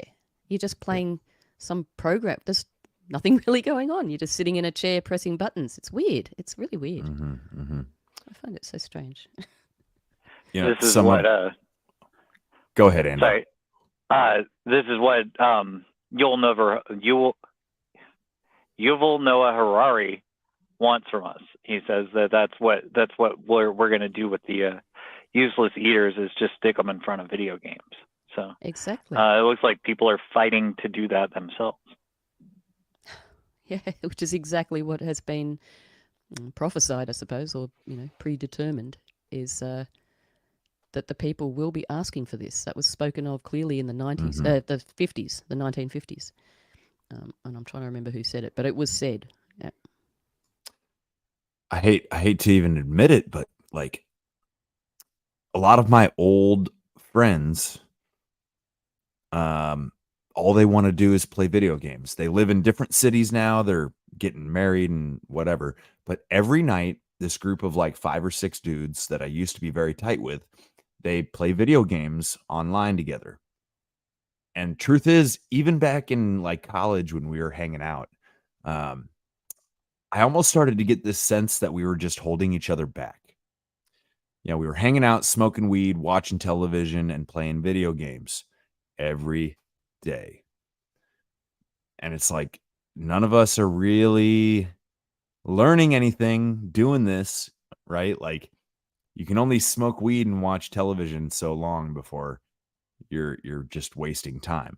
And I'm glad that like video games never really caught my interest. They were, even when we all graduated and moving to different places, they're like, you got to get an Xbox, so we can hang out. And I never fucking did. I'm like, nah, dude, like I don't play video games, Good for you. I was Yeah. listening to Union of the Unwanted. I think it was about a month or two ago, but it was the episode that Tunes was on, and there was a guy talking about parenting, and he said that the important thing for him with his kids was to teach his kids to get their dopamine hits from work and not from something like some kind of screen. Yeah. So, and so now it's like the video games and the dopamine hits are getting to people at a much younger age. I was in a mall recently, and they had this little stroller thing that the kids can drive around. They're not actually driving, but they have, the steering wheels and whatnot to make it look like, it makes them feel like they're driving. But that you just put a screen in front of the kid, let the kid think they're driving, and push them around. Wow. Yeah. What's this? Why is the screen so necessary? Why can't it just be screenless? It would be the same thing. Well, because that would require the parent to be a little bit more present. It's not quite as convenient, Convenience. Ugh. Well, it's just Kills. it's the 21st century pacifier, right? Like when they outgrow the binky, you give them the iPad. Yes. Yeah. Yeah. They're getting them so young.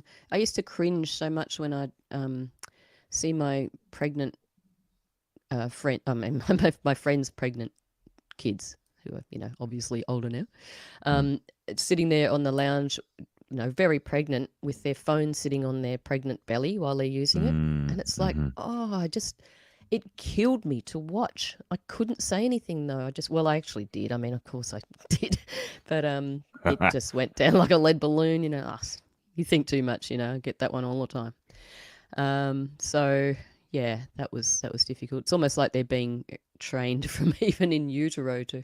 It's awful. I try to like with my niece and nephew, I try to give them a hard time if they're playing with a screen. I'm like, hey, I'm right here. Why don't you play with me, little shitbag? Like I won't say that, but I'll egg them on, be like, what? You just want to play that video game when Uncle Mike's around? Like, come on, we could come up with cooler stuff to do than that. And they respond like really well to that.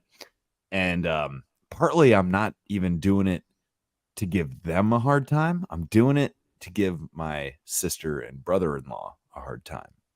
Right? Like if the iPad's in the room and one of the kids is absorbed into it while Uncle Mike's around, that's not going to fly, I'm trying to be that influence, right? Yeah, good for you. And Yeah. take a cricket bat with you next time or something. Cricket bat, cricket ball, some stumps, I mean, kids love that stuff. I think the kids are just being trained to be kind of, well, parents as well have been trained. It's like, here, have that. Here's a babysitter. And Stella, then, nobody understands cricket in America. We have no idea what y'all are doing. It's like chess, man. It's like, what in the hell? Well, it took me a while to figure out you were talking about baseball before. So yeah, there you go. Yeah, we play baseball. This is the United Goddamn States of America. Oh, mate, I am absolutely not advocating for people to get involved in cricket because, I mean, it's sort of like watching grass grow. It literally is. Yeah, I'm not a big cricket fan, even though I have a cricket trophy somewhere on a shelf, but I never knew the rules. Yeah, I know there's like some sticks and like a whole lot of like nothing happening for a long time. And yes, yeah, you can't be in a hurry for that game to finish. you could say the same for baseball, but it just whatever. Different continents, same idea. Stella, do they have a seventh inning stretch in cricket, like an intermission where they have a big show and trainees come out? Well, can't cricket go on for days and days? Like, yeah, that's why I think it was Kerry Packer who used to be this big media mogul, who's Kerry Packer. Yeah, James Packer is his son, who used to be married to Mariah Carey. Okay, so he's a really big billionaire, what have you. Kerry Packer in the old days in Australia was a big media mogul. It was Channel 9, I believe he owned. Sorry if I got that wrong, could be 7. But anyway, he was such a cricket fan, and these cricket matches that went on for days and days, he brought in like the one-day cricket, I think it was, one-day cricket. Drew, I need Drew here. But yeah, it sort of revolutionised cricket, so it got a lot more people involved because it was sort of sped it up a little bit, made it faster. Mhm. But I just want to also mention, do you remember when they got Fauci to do that pitch in baseball? Yeah, and he just noodled it. He couldn't even get halfway to the plate. Silly little man. Yeah. So yeah, they had exactly the same thing. I reckon that's a tactic, because they had exactly the same thing here with John Howard, who was the Prime Minister at the time when Port Arthur happened, the shootout, and we got disarmed. That was under his watch. So anyway, get back to the point. They got him to do a cricket pitch, and it was just the same. It was just so lame and so off, and just everyone laughing. But of course, everyone just goes, "Oh, stick to what you know, mate." Yeah. So it's sort of like, "Oh, well, stick to your science, Fauci." There's been a lot of politicians with really embarrassing, like, first pitches at baseball games. That seems to be a common thread, and it seems like the most evil, like the more evil, the worse the pitch. I don't know. Yeah, maybe it's part of like the emasculation thing, like like the humiliation ritual. Right. Well, yeah, and like the kind of like beta males that go along with the program just don't even know how to throw a baseball. So, and who knows? It could also be a symbol, like Ollie Damagard says that they show things to each other, so that there's basically it's all symbolism.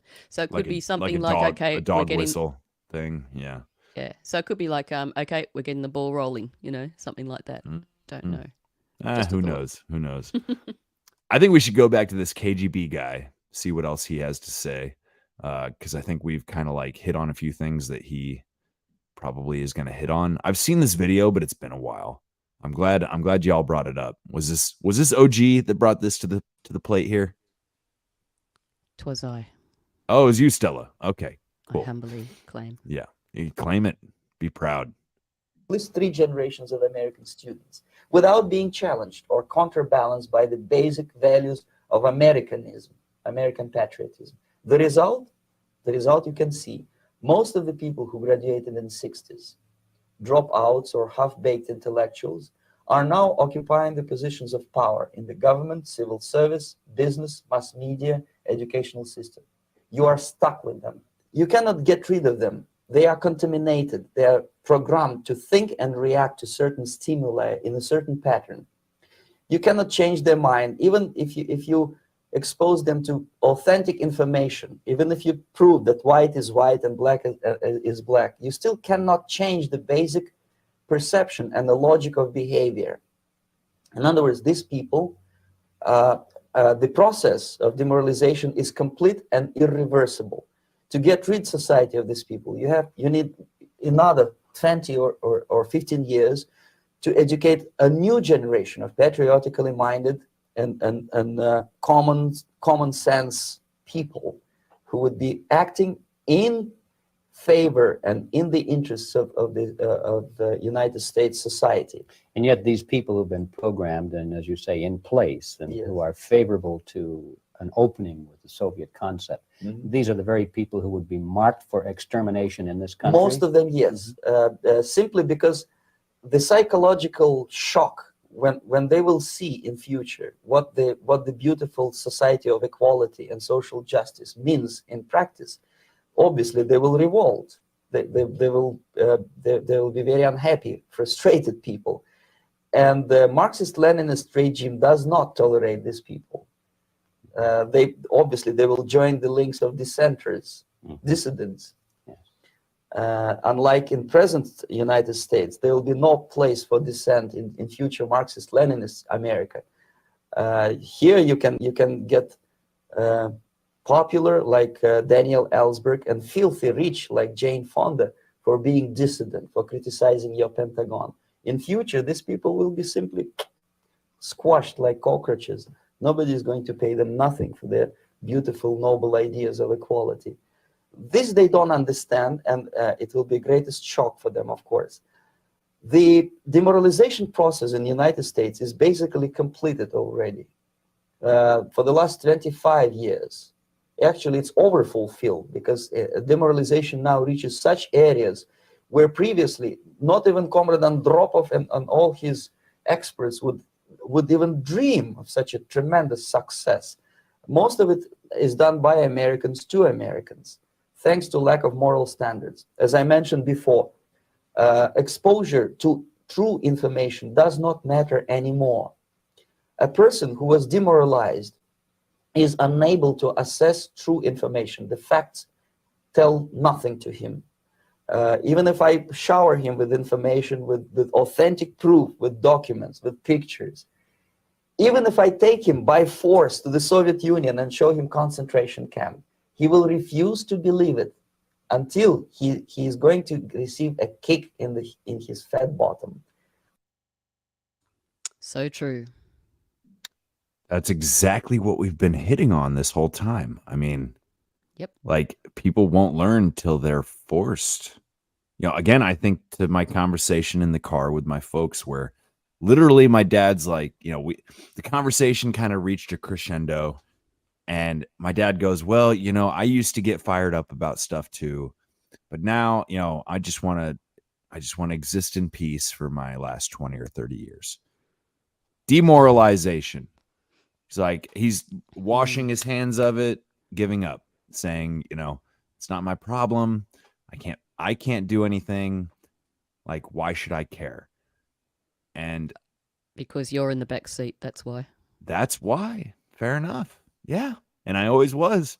But this guy's hitting on it. They won't hear what you're saying, no matter how true it is, until it literally bites them in the ass. Or as he said, give him a swift kick in the rump, or whatever. What do you say here? And then show him concentration camp. He will refuse to believe it until he is going to receive a kick in his fat bottom. He will receive a kick in his fat bottom. I love this guy. I love the way he chucks the fat bit in. Yeah. Yeah. I just want to note that the interviewer in this is G. Edward Griffin, and he is a national treasure, and he is still with us. And Really? he has, he's got a really cool group called Red Pill University, and a slightly political group called Freedom Force International, which is really, really cool. He's great. He's been interviewed on Grand Theft World several times. Wow. Just wanted to throw a shout out to is G, he like? because he is. Yeah, he wrote Jekyll Island. What is it? The Creature from Jekyll Creature Island. from Jekyll Island. Really? Yeah. It's that guy. Exposing Okay. the Federal Reserve. Yep. Huh. He's like the pre-Alex Jones. And I love going to Wikipedia to read about Griffin. It's hilarious. They just they hate him. They do, yeah, because he's been amazing, and I guess they've never gotten to him. It's really weird, because I would expect them to get to a guy like that, because he doesn't do a whole lot of hey, look at me stuff, and he doesn't ride any sort of wave of being this guy that's woken a lot. He woke up a lot of people. I mean, he might be he's Creature from Jekyll Island is a really important book for people that want to know how this system works. I was watching a documentary just recently about Jekyll Island itself, and it's extremely interesting to note that you've heard about the mounds, the mounds over there, the ancestral mounds, The and Native American mounds, yeah. Yes, yeah, very sacred. Apparently, on Jekyll Island, there was supposedly giants, which did cross over with, I mean, there's the odd photo, but who knows? I don't take too much notice of photos these days with AI. But getting to the point, Rockefeller's house that was built on Jekyll Island was built on top of a sacrificial altar, the very location. Wow. And that is where the Federal Reserve thing was born conceptually in 1912 and introduced in 1913. And they had artifacts there that were dissimilar from all the other natives in the area. So it's very likely giants. There was a scimitar there that was a little. It was bigger than a regular human would wield, right? Yeah, all sorts of evidence. Like it's it's quite convincing when you look at that stuff. I mean, there's always that 1%. Is that real? But it's quite compelling. And then when you look at how, like I just said, how Wikipedia speaks about Griffin, you can tell it's like, here's one we haven't gotten to yet. We can't quite get him. That's the impression I get. Interesting. Wow. Well, that's kind of good to know. I thought this was just some random interview from 30, 40 years ago, but 84. What'd you say this guy's name was, the interviewer? G. Edward Griffin. G. Edward Griffin. Okay. When a military boot crashes then he will understand, but not before that. That's the tragic of the situation of demoralization. So basically, America is stuck with demoralization. And unless, even if you start right now, here, this minute, you start educating new generation of Americans, it will still take you 15 to 20 years to turn the tide of ideological perception of reality back to normalcy and patriotism. The next stage is destabilization. This time, subverter does not care about your ideas and the patterns of your consumption. Whether you eat junk food and get fat and flabby, it doesn't matter anymore. This time, and it takes only from 2 to 5 years to destabilize a nation. It's what matters is essentials: economy, foreign relations, defense systems. And you can kind of feels like what he's talking about here is, the riots and the destabilization. I feel like this is where we exist right now. Yeah, 2 to 5 years to destabilize a nation. That is frightening. And when did the riots happen across the world? What, 2 years ago? 3? Was it 3? It was 2020. Yeah. 2021 primarily, I think, isn't it? Anyway, look. No, it's 20. Right, okay. Yeah, it's frightening. Should I play on? Let it roll. You can see it quite clearly that in some areas, in such sensitive areas as defense and economy, the influence of Marxist-Leninist ideas in the United States is absolutely fantastic. I could never believe it 14 years ago when I landed in this part of the world that the process will go that fast. The next stage, of course, is crisis. It may take only up to 6 weeks to bring a country to the verge of crisis. You can see it in Central America now. And after crisis, with a violent change of power, structure, and economy, you have so-called the period of normalization. It may last indefinitely. Normalization is a cynical expression borrowed from Soviet propaganda. When the Soviet tanks moved into Czechoslovakia in '68, Comrade Brezhnev said, now the situation in brotherly Czechoslovakia is normalized. This is what will happen in the United States if you allow all these schmucks to bring the country to crisis, to promise people all kind of goodies and the paradise on earth, to destabilize your economy, to eliminate the principle of free market competition, and to put a big brother government in Washington, D.C., with benevolent dictators like Walter Mondale, who will promise lots of things, never mind whether the promises are fulfillable or not. He will go to Moscow to kiss the bottoms of new generation of Soviet assassins, never mind. He will create false illusions that the situation is under control. Situation is not under control. Situation is disgustingly out of control. Most of the American politicians, media, and educational system trains another generation of people who think they are living at a peacetime. False. The United States is in the state of war, undeclared total war against the basic principles and the foundations of this system. And the initiator of this war is not Comrade Andropov, of course. It's the system. However ridiculous it may sound, the world communist system or the world communist conspiracy, whether I scare some people or not, I don't give a hoot. If you are not I just want to say I fucking love the way this guy talks. I don't give a hoot. He's used the word bottom twice. I just want to point that out. And schmucks. Yeah, I love it too. Schmucks. He's I love this it. guy. He's a cool motherfucker. There's two legends right there. Any thoughts? So he mentioned the normalization whenever the tanks showed up, and what were they calling it? A few years ago, they were saying it was the new normal. Yeah. So, good point. Yes. It seems like a lot of these things, whether you're talking about, I think maybe this country, I know that this country has been taken over multiple times in multiple ways. It's like every time we just go a deeper layer into this technocratic communism, which is the system that they're trying to set up for us, and that's why the attack is on the money now.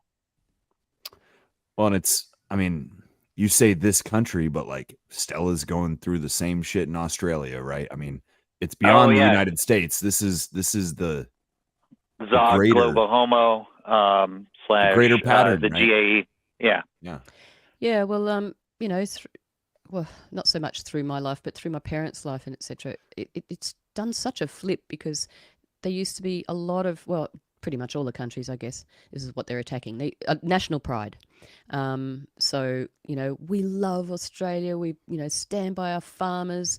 That's sort of what the farmers got attacked, which is the backbone of the country. They got attacked. That's been smashed to smithereens. The whole industry has been smashed.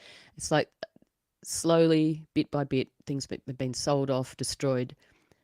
It's apathy. They're really promoting apathy, because it does get to a point where it's just so, so obvious. Even the people who don't normally see things can see it, but they're just not caring, because we're just distracted. I mean, I've seen a massive decline since the introduction of the internet. That really did change everything. It changed the world. It changed everybody's outlook. It changed everyone's focus. Perfect. What an incredible weapon. Is it, the perfect weapon thing, I feel like applies to, I don't know what you call it in Australia. I assume you have something similar, but social security. Am I sick for saying I really, really want social security to fail, just to wake people the fuck up? It's funny you say that, Mike. I had always said that the clot shot was their way to make sure that Social Security can go on, because they're going to kill off all the older people. Yeah. And then they're going to preserve the illusion that you'll have something. It's going to pay for itself while they continue to rob it blind to pay for endless wars. And I'm sure they'll be paying for Troon surgery with that before long. That's what the military is actually doing right now with our tax money. They actually even have a clinic. Something like 21% of trans are in the military. That's pretty crazy, Really? I mean, there's such a small amount of people, but out of all of those people, 1/5 of them are in the U.S. military, and they can't see combat. They're not allowed to see combat. So that's even. So what are they doing there then? Well, they've just been babysitting. Soaking up your money. Yeah. Getting them free hormones. And getting their rot pockets made. Yeah, and I mean, like when you break down social security, that for the people who believe all this crap, the army or the military is the social security, isn't it? Because that's who's sort of keeping us safe, in air quotes. So of course they're going to break down the military. It's just like the Trilateral Commission: break down the military, break down the church, using technology, sort of thing. So that's. Yeah, and that's. Are y'all starting to see why I've been preaching nationalism lately?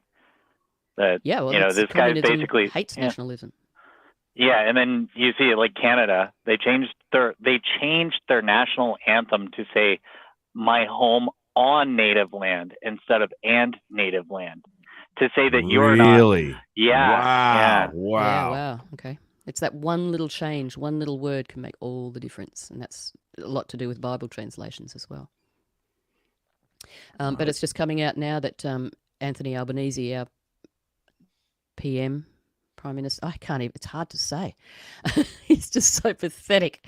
But Yeah, it's coming out now about a lot of the Indigenous that are driving this change, the referendum, the voice thing. I don't know if you guys know much about that, but it's a thing that's going on.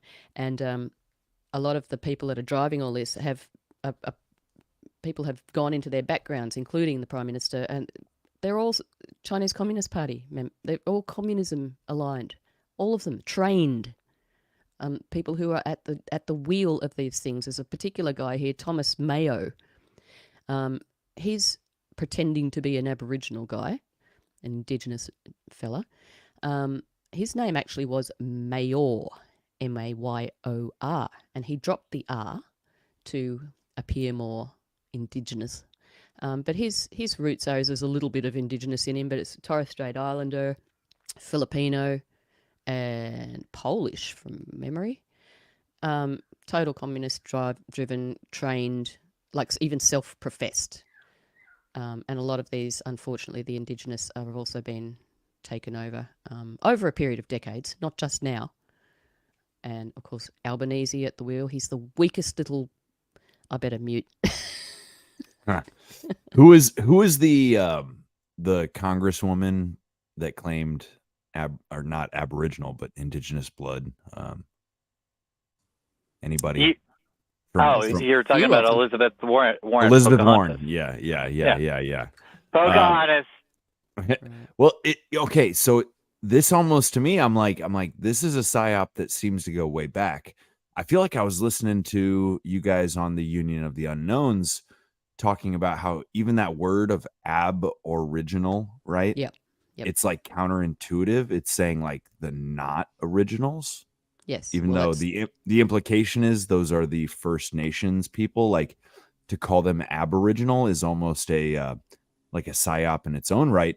And you could make the same argument for calling natives of North America Indians. I mean, I'm not saying this was like a conscious like psyop decision, but it's one of these many ironies where it's like the implication is they're not from North America, they're from India. And now it cycles back around to the folks who, maybe are in, by blood European or wherever from. This is not your native land. It's someone else's native land. You are not the originals. You are the aboriginals. You are not natives. You are Indians. I mean, am I crazy? Like it feels like the same kind of psyop. Not crazy at all. The people in South Africa that are being persecuted right now have been there longer than the darker skinned people in their area. They've been there several generations more. But they're being attacked for being white and successful and creating farms. This is exactly what happened at Holodomor. They told them that those people are kulaks and you got to take everything from them. And that it's communist agitation. They use the same playbook because there's not an original bone in any of their bodies. Yeah, well, it's interesting. I do kind of wish Drew was here because he would be able to have a lot of input here because he's a very good knowledge. But yeah, you're right. Exactly. You're not crazy at all because it is, well, Drew would probably say that even the Indigenous or the First Nations people in Australia are even not the originals. So just, what Ando was just saying. And there is some very strong ties and culturally to suggest that the Indigenous in Australia originally did come from India, even to the point where apparently the Aboriginals here and other Aboriginals call them Aboriginals, so I sort of don't mind too much using that word, but I don't prefer it. But there is a thing called the Shiva dance, apparently. Now, we all know that where Shiva comes from. That's Hindi, right? Mm-hmm. Well, Indian, yeah. So that's, I think that was, isn't that the goddess of destruction? Isn't that the Shiva statue that's outside CERN? I think so, yeah. Yeah. It is the statue that's outside of CERN, yep. Yeah, well, there you go. And the feminine, the goddess is returning big time. I started to make this argument like in school. I studied ecosystem dynamics, and we talked at length about this concept of invasive and or non-native species, right? Now, there's a difference between an invasive species and a non-native species, but they often get lumped together in sort of it's like a catch-all. People assume one means the other, when in fact there's a massive difference. We have tons of species that are non-native and not in any way invasive, right? I could name dozens of European species, Asian species that are not invasive in their behavior, right? So non-native would imply origin versus invasive implies behavior. You could theoretically have a native invasive, but people mix these together. They think anything non-native is in fact invasive. And I bring this up to say it's frustrating as a gardener when people are like, I want nothing but native species. And I'm like, okay, first of all, that's like incredibly limiting and unnecessary. What you really mean when you say that is you want nothing but non-invasive species. You don't want any opportunistic invaders. That's another way of describing these plants. And, my point is that it's not so much the origin of something, it's how it behaves in an ecosystem that matters, right? I am not. In the Northwest, there's a bunch of blackberries, and they grow like crazy, but they're invasive. Yeah. But they provide fruit, so it's kind of, okay.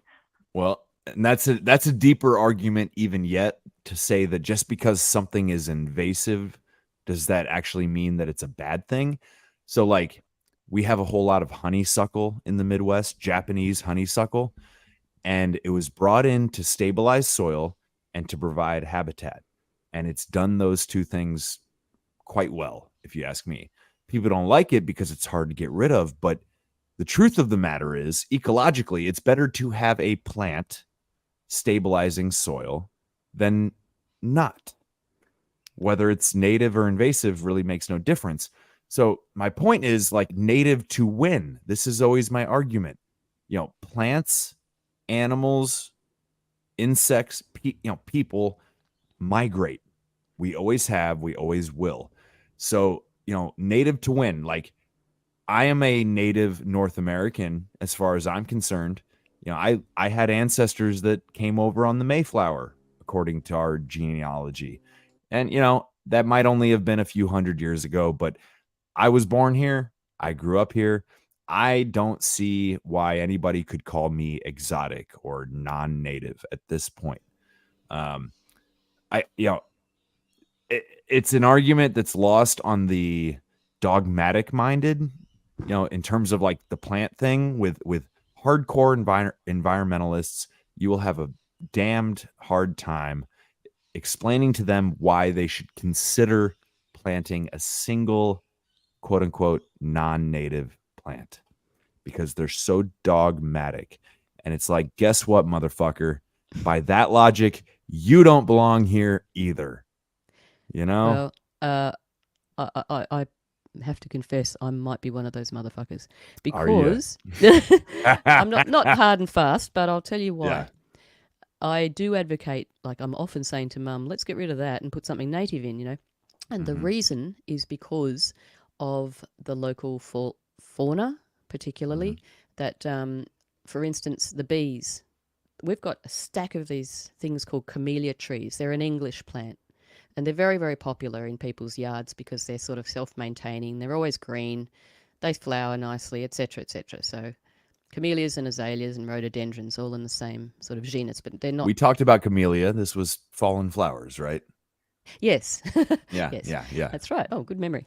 But, the bees don't really like the camellias. So I sort of think, well, that plant was not meant to be here. That bee is, and it doesn't really like it. So I'd rather. So I try to plant other things. Admittedly, I have put a few non-native things in just to sort of, because they're quick growers, and it's like I just want to feed the bees, So, but try to transition. But the other thing about that is it is sort of in a sense playing God, because I think just in a sort of a primitive way, because I look at Australia and how rabbits are such an invasive species here. They were brought over as, I guess, as food, really, by the colonials. And then there was such a rabbit problem because of their digging their holes, etc., that they then introduced foxes to kill the rabbits. And then the foxes became a bloody problem, killing all the native wildlife. And I mean, there's so many things have gone extinct. Like it's scary to look at the extinct lists of things that have happened just since, they've been keeping records, I suppose. So there's that sense of it too, and that's where I'm coming from. I'm just trying to nurture what is naturally here by increasing what is naturally going to feed those things, because they're under attack from everywhere else. You know what I mean? That's my motivation. Yeah. I was just going to say, it sounds like you're not a full-blown purist about it. That's kind of my point. Like, it's not so much native or non-native. It's what's the behavior in the ecosystem. It's kind of like I have nothing against immigration. In a sense, I am against invasion. There's a difference. It's out of balance. Yeah. Right. And the cane toads, they were brought in for something, and now they're a pest, and they're moving their way down. Sorry, Ando. When I lived in New Zealand, they said that people would oftentimes dump house cats out in the wild, and then they would become an apex predator and eat up all the critters out there. The critters out in New Zealand are nowhere near as harsh as the critters you have in Australia. You'll have monster spiders and things like that, but there's nothing really there that can defend itself. So the cats end up kicking everything's butt and owning it. Like flightless birds came from there, Yeah. Like that's a problem. That's a problem in Hawaii as well, because there's tons of like songbirds that are ground nesting in Hawaii, and domestic cats that were let loose and went feral have become a serious problem. I have a friend who spent a summer trapping and dispatching feral cats in Hawaii. Like he was a cat assassin,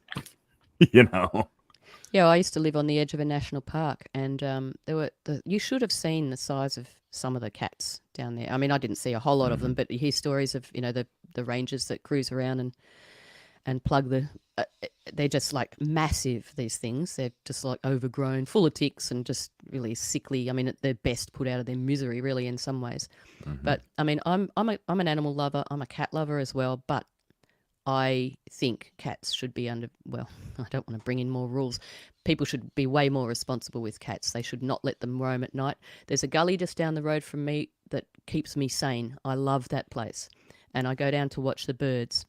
And I watch there's little tiny birds. They are so small that they can land on a blade of grass and just bounce up and down. They're tiny. And also the azure kingfisher, which is a bright blue, beautiful thing. There's emerald doves. There's it's so many birds down there. And 3 times now I have been coming home from the shops in sort of dusk time and seen the same damn cat crossing the damn road from that damn house opposite the gully and cruising into the gully. And I just know damn well what's going to happen. It's going to hunt something, it's going to kill something, and something's going to suffer because of that damn cat. I stand by my comments a couple of episodes. Fuck cats. They have their place, but they're never kept in that place. That's just a sad thing. Well, they're too damn effective. Very efficient. They're really hunters. good at killing. Yeah. They're very good. And they do it for fun. Yeah, that's the other weird thing about cats is they do kill for fun. Yeah, I mean, you could feed a cat really well, and it'll still go out and damn well kill it and bring it home like a reward, like a prize. Yeah. Yep. All right. Well, I think we should play this one out, and then there might be one more video to cover, but this guy's just like hitting so many buttons. I don't want to shortchange it. Yeah. So let's see what he says. Not scared by now. Nothing can scare you. But you don't have to be paranoid about it. What actually happens now, that unlike myself, you have literally several years to live on unless the United States wake up. The time bomb is ticking. With every second, the disaster is coming closer and closer. Unlike myself, you will have nowhere to defect to. unless you want to live in Antarctica with penguins. This is it. This is the last country of freedom and possibility. Okay, so what do we do? What is your recommendation to the American people? Well, the immediate thing that comes to my mind is, of course, there must be a very strong national effort to educate people in the spirit of real patriotism, number one. Number two, to explain them the real danger of socialist, communist, whatever, welfare state, big brother government. If people will fail to grasp the impending danger of that development, nothing ever can help United States. You may kiss goodbye to your freedom, including freedoms to homosexuals, to prison inmate. All this freedom will vanish, evaporate in 5 seconds, including your precious lives. The second thing, the moment at least part of United States population is convinced that the danger is real, they have to force their government. And I'm not talking about sending letters, signing petitions, and all this beautiful, noble activity. I'm talking about forcing United States government to stop aiding communism. Because there is no other problem more burning and urgent than to stop the Soviet military-industrial complex from destroying whatever is left of the free world. And it is very easy to do. No credits, no technology, no money, no political or diplomatic recognition, and of course, no such idiocy as grain deals to USSR. The Soviet people, 270 millions of Soviets, will be eternally thankful to you if you stop aiding a bunch of murderers who sit now in Kremlin and whom President Reagan respectfully calls government. They do not govern anything, least of all such complexity as the Soviet economy. So basic, two very simple, maybe too simplistic answers or solutions, but nevertheless, they are the only solutions. Educate yourself, understand what's going on around you. You are not living at the time of peace. You are in a state of war, and you have precious little time to save yourself. You don't have much time, especially if you are talking about young generation. There's not much time left for convulsions to the beautiful disco music. Very soon it will go, just overnight. If we are talking about capitalists or wealthy businessmen, I think they are selling the rope on which they will hang very soon. If they don't stop, if they cannot curb their unsettled desire for profit, and if they keep on trading with the monster of the Soviet communism, they are going to hang very soon. And they will pray to be killed, but unfortunately they will be sent to Alaska probably to manage industry of slaves. It's simplistic. I know it sounds unpleasant. I know Americans don't like to listen to things which are unpleasant. But I have defected not to tell you the stories about such idiocy as microfilm, James Bond type espionage. This is garbage. Okay. I really like what he just said. I did not defect to tell you a story about James Bond. I defected to tell you the truth, and what he said about Americans not liking to talk about uncomfortable things. God damn if I can't relate to that. That's my family. You know, I am the black sheep because I will bring up the uncomfortable thing. And what he said about capitalists selling the rope that will eventually hang themselves, right? That to me screams technocracy, right? Social media, Facebook, Twitter, fill in the blank. Yeah, sort Absolutely. of unabated striving for it's the development of the algorithm. The most effective way to sell the most people is also the most effective way to brainwash them. Yeah, like Al Gore said, it's an inconvenient truth, isn't it? I mean, convenience. It does, and I'm not advocating him, but I just thought it was an interesting choice of words. The Al Gore rhythm. It always amuses me. Oh. Yeah. So as Yuri has pointed out in plain English in a Russian accent, that everything is infiltrated. So therefore, it's already happened. We're already here. It's been infiltrated. It's the only thing that's going to stop this is enough people to wake up through education. I don't see that a lot of that happening because that's what they're trying to censor at the moment, isn't it? We are trying to wake people up. The people who can see this are trying to wake the other people up who we believe will be able to see if we could just show them that one thing that's going to make them click. And that's what gets us all in trouble. It's what gets me in trouble. Just watch this one last thing. But yeah, stop aiding communism. Well, that's pretty hard when you actually have communists now at the helm, like as in Australia and as obviously in America and everywhere. You could pretty much, I don't think there's any countries really that come to my mind that are sort of free of all this. I'm sure there's probably one or two, but the African people that tried to push back about all this, I mean, how many African leaders died in 2021, 22? I think it was 7. Like the ones that were trying to push back against the corona thing. So yeah, I mean, it's almost, it is sort of too late in one sense. And that's where I think we have to shift our expectations of where what am I trying to say? Get right with God. That's what I'm trying to say. Because it's coming down to that, basically. I don't know how much saving can be done at this point. It's hard not to be black-pilled after listening to that. I mean, that was almost 40 years ago. Yeah, exactly. yeah. Well, and so again, I mean, that's actually a good point, like, to keep in mind. He's saying all this 40 years ago. He's saying at that point, we are already demoralized. We are already destabilized. We are already at war. Yes. You know, my question, I suppose, is, was he being, was he exaggerating, or was that the case? And is it still the case? I tend to think like we are. I can understand what he means when he says, like, you have been lied to in thinking that you are in a time of peace. The war has already begun. It kind of feels that way. And like, I want to avoid civil war on this continent at all costs. Right. I'm not like trying to say that I want this shit, but it feels like we are in a cold war with ourselves. And we have been.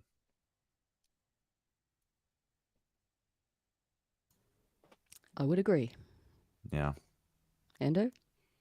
I was listening to Grand Theft World Liberty Radio last night with our friend the Drizzle, and his friend the Hyona had a new track, and it had a clip from Carol Quigley, and I believe that the clip came from the 80s or so, but it was Carol Quigley talking about why he titled his book Tragedy and Hope, and he was talking about losing hope for Western society in the clip. I'm gonna go find the song because it's part of the whole thing, and I'll send it to you here in a second. Just because I think it's just something everybody needs to hear, and plus we'll get to hear the Hyona. He's a cool dude. I assume like this is the type of artist that won't mind if we use their track. I bet he would love it. Good. There's a really good episode about Carol Quigley's Tragedy and Hope by James Corbett. If you want to go and have a look there, thecorbettreport.com. Yeah. Well worth a listen. Mike, I'm not going to try to make you do an episode, but this would not be a bad, based, or bogus episode on this guy.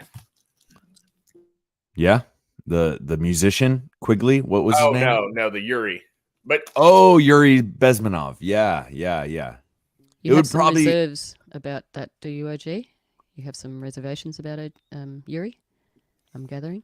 Yeah, I mean, I have a lot of reservations about anybody that kind of comes from that, Eastern Bloc, communist era.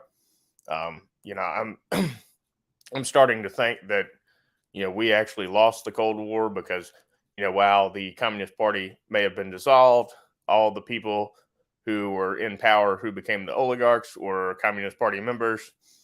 And,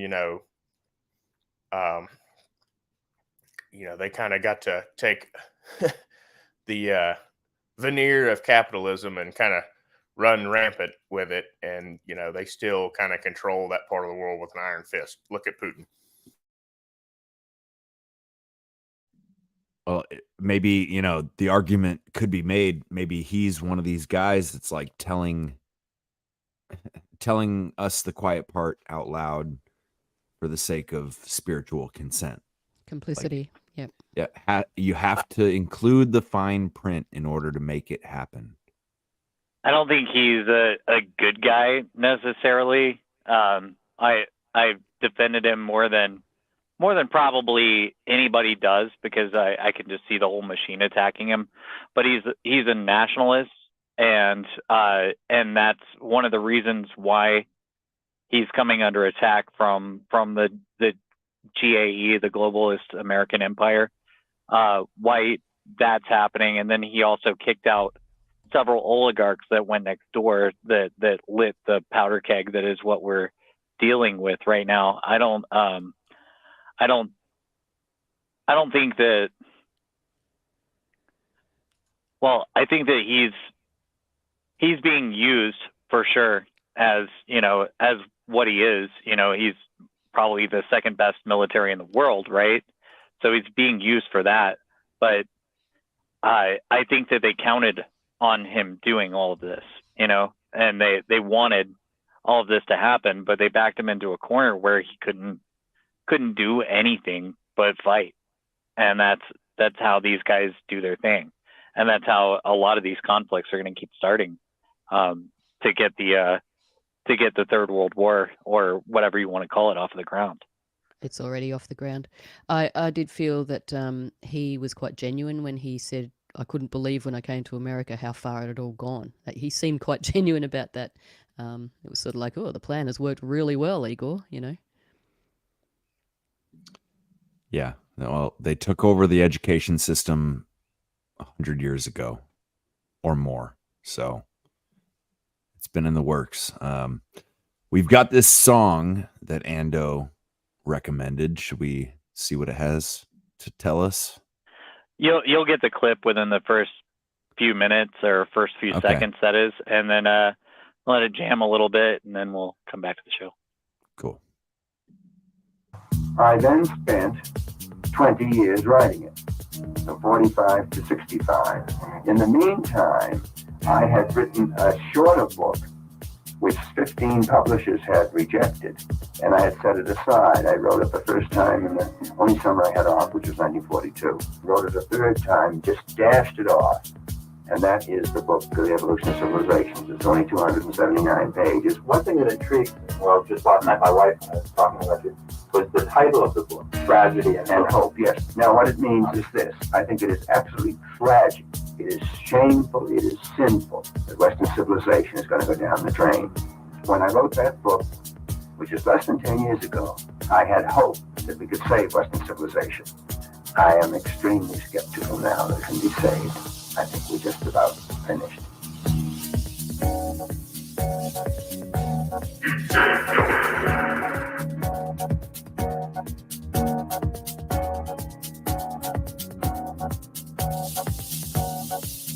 It is shameful, it is sinful that Western civilization is going to go down the drain.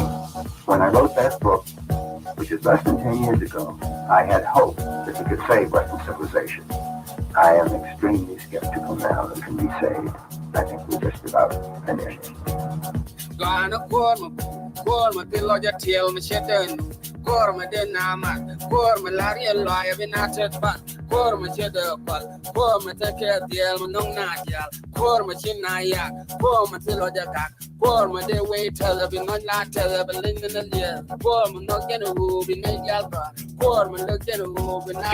Repeat the clip. It'll just repeat the clip for the rest of the song, but it's a badass jam, though, dude. That shit, awesome. That shit slaps, dude. Yeah, highly recommend y'all tune in to Grand Theft World Liberty Radio live. Get in the chat, hang out. Iona's usually there. I'm there sometimes if I'm not driving. It's a good time. Why am I listening to like non badass anarcho music, man. Like, what the fuck am I don't know doing? what's wrong with you. James 7 Pilato puts out an hour of music every weekday. So, there's your, you go listen to his music. He curates and puts together for us.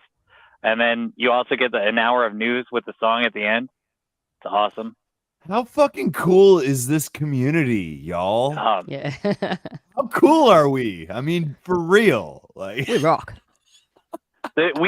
So I can deliver a ton of black pills to everybody all the time, but the community itself, like what is formed out of all of this, from guys like us to that are not getting as much attention as a lot of people, all the way up to Alex Jones, whether he be an op or not, but he's huge. And like this whole thing really came out of a whole bunch of people.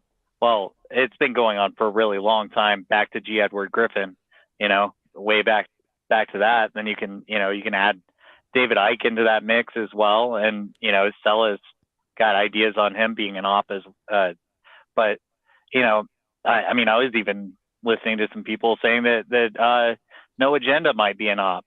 Whatever. There's possible ops everywhere. Yeah, that's right. But we do have to be careful. Yeah, but still, this community, what's come up out here, and the fact that it's decentralized, just like the WTF Forum. Mike and I might not have made tonight's show, but we also could have other people running the show. That's the plan for things eventually. Can I read a little bit about tragedy and hope? Sure, please. The book covers the period of, this is from Wikipedia, by the way. The book covers the period of roughly 1880 to 1963 and is multidisciplinary in nature, though perhaps focusing on the economic problems brought about by the First World War and the impact these had on subsequent events. While global in scope, the book focuses on Western civilization. The book attracted the attention of those interested in geopolitics due to Quigley's assertion that a secret society initially led by Cecil Rhodes, Alfred Milner, and others had considerable influence over British and American foreign policy in the first half of the 20th century, from 1909 to 1913. Birth of the Federal Reserve. Milner organised the outer ring of this society as a semi-secret round table groups. The book is based on archived files from the Council on Foreign Relations. There you go.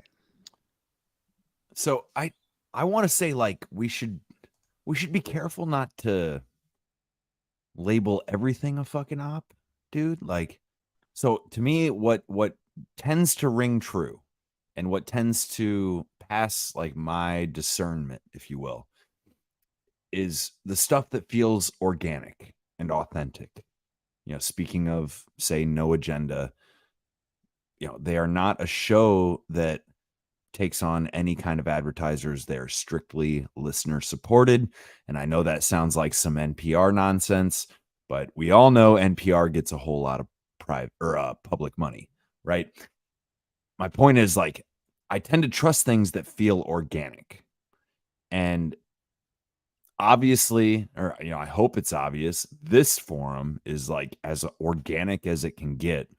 And I'm glad that we're skeptical even of those people in what we might consider our community.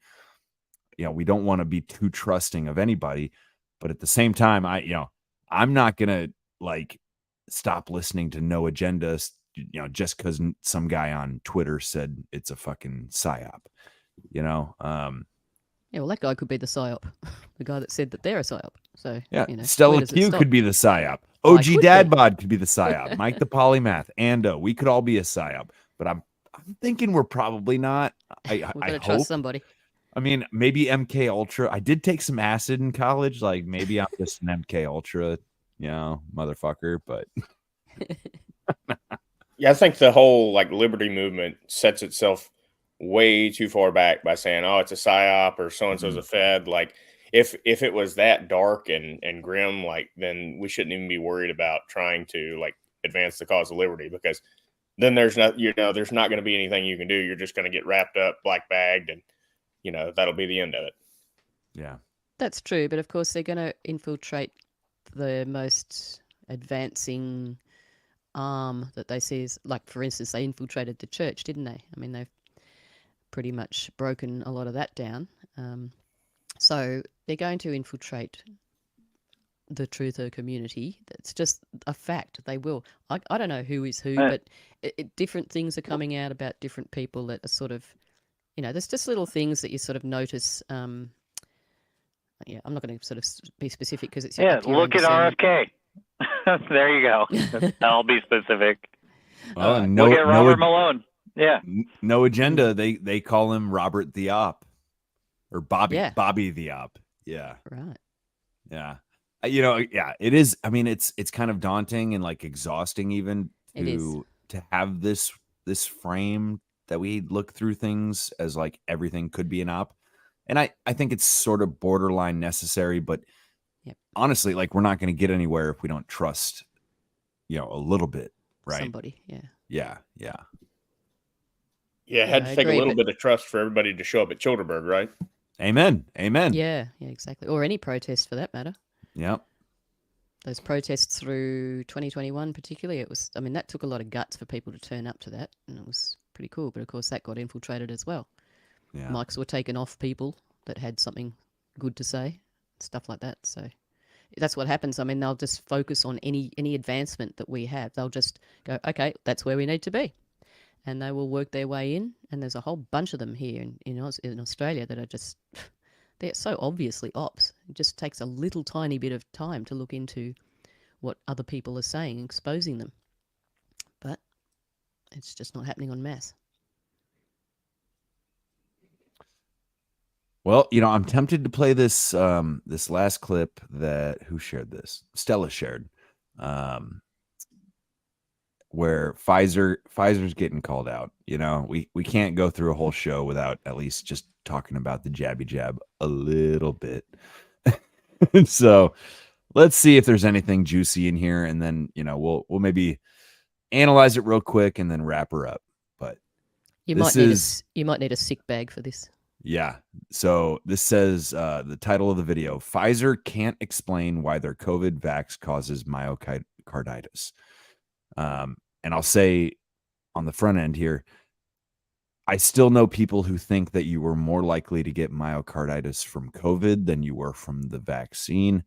And I'm not going to claim to have done the studies, the surveys, but it seems like that is not true from where I'm sitting. Well, hot weather causes your blood to clot. Did you know? Yeah. Well, and shoveling snow will give you a heart attack. Goddamn climate change. It all ties in, doesn't it? All right. Let's see what this is all about. I'm not sure I've seen this one yet, so I'm curious. According to the Pfizer non-clinical report, there was no carcinogenic tests, no genotoxicity tests, no immunotoxicity tests, no interaction studies with other medicines, no longitudinal studies. And I note that in regards to pregnancy and lactation, that studies were conducted on rats. How can Pfizer say that the vaccine was unequivocally safe without qualifying any risks around the vaccine? Senator, I don't have that report in front of me, so I'm afraid I can't talk to that. What I can say is that the TGA is one of the world's leading regulators. Okay. Well, you can take my word for it. I'm happy to table this document. Okay. So it clearly stated that a number of tests were not conducted. Okay. And given that those tests weren't conducted, and I accept it was a short time frame, I accept we had a short time frame, but that doesn't remove the risk that certain risks were not analysed, and you never highlighted those risks when the vaccine was rolled out. Senator, I disagree with that statement. I think there was a very clear assessment of the benefit risk. The Therapeutic Goods Ministry is a very thorough and very competent authority, perfectly able to reach a decision based on data which it reviews. Okay, so initially when the vaccine was rolled out, myocarditis and pericarditis wasn't a recognised side effect. Does Pfizer understand why the vaccine causes myocarditis and pericarditis, And if not, how then can it guarantee that it's not also injuring other organs? And can you explain the process why the vaccine causes myocarditis and pericarditis? I'll take that, Dr. Hewitt. Sure.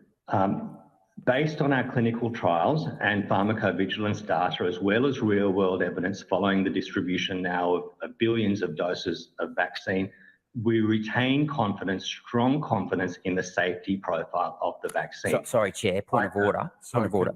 I've asked, do you understand why it causes, I know that it's a low risk, I'm asking, do you understand why it causes myocarditis? I want you to explain to me why it causes myocarditis. Do you understand why it causes myocarditis? Pfizer is aware of very rare reports of myocarditis and pericarditis that have been temporarily associated with vaccination. Well, that's still ongoing for some people. Senator Reddick, Dr. Through should answer the question. Thank you, Dr. Through. According to public health experts and regulatory authorities around the globe, the number of reports of myocarditis remains small. I'm not referring to the number of reports. I want you to explain to me the mechanism of how the vaccine causes myocarditis. Do you or do you not understand the mechanism of why the vaccine causes myocarditis? It looks to me like you don't. And if you don't understand it, why are you saying the vaccine is safe without qualifying the risks? Senator Reddick, I think Dr. Thoreau is actually about to get to that point. Whether people agree, whether there's agreement to his evidence or not, is another question for others to make a judgment on. But if Dr. Thoreau, if you could again go to Senator Reddick's question.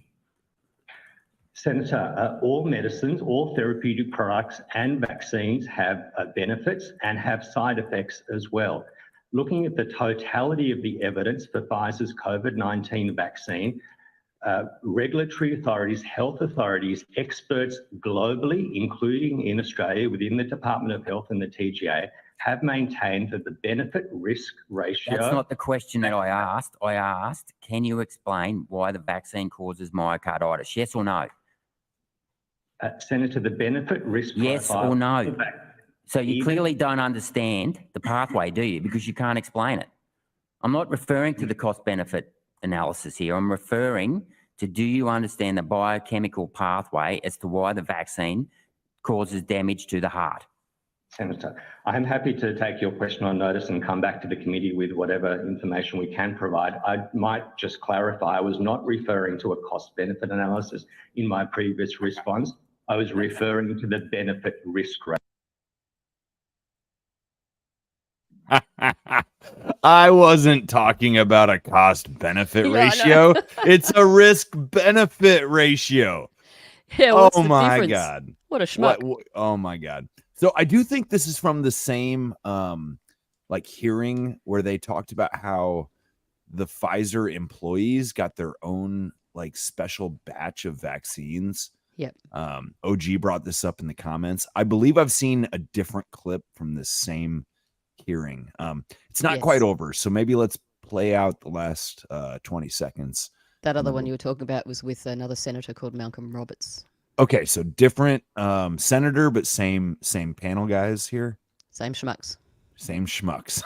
All right, let's see if there's anything in this last 20 seconds, and we'll if anybody wants to try to find that other clip where they're talking about how the Pfizer, employees got like a different batch.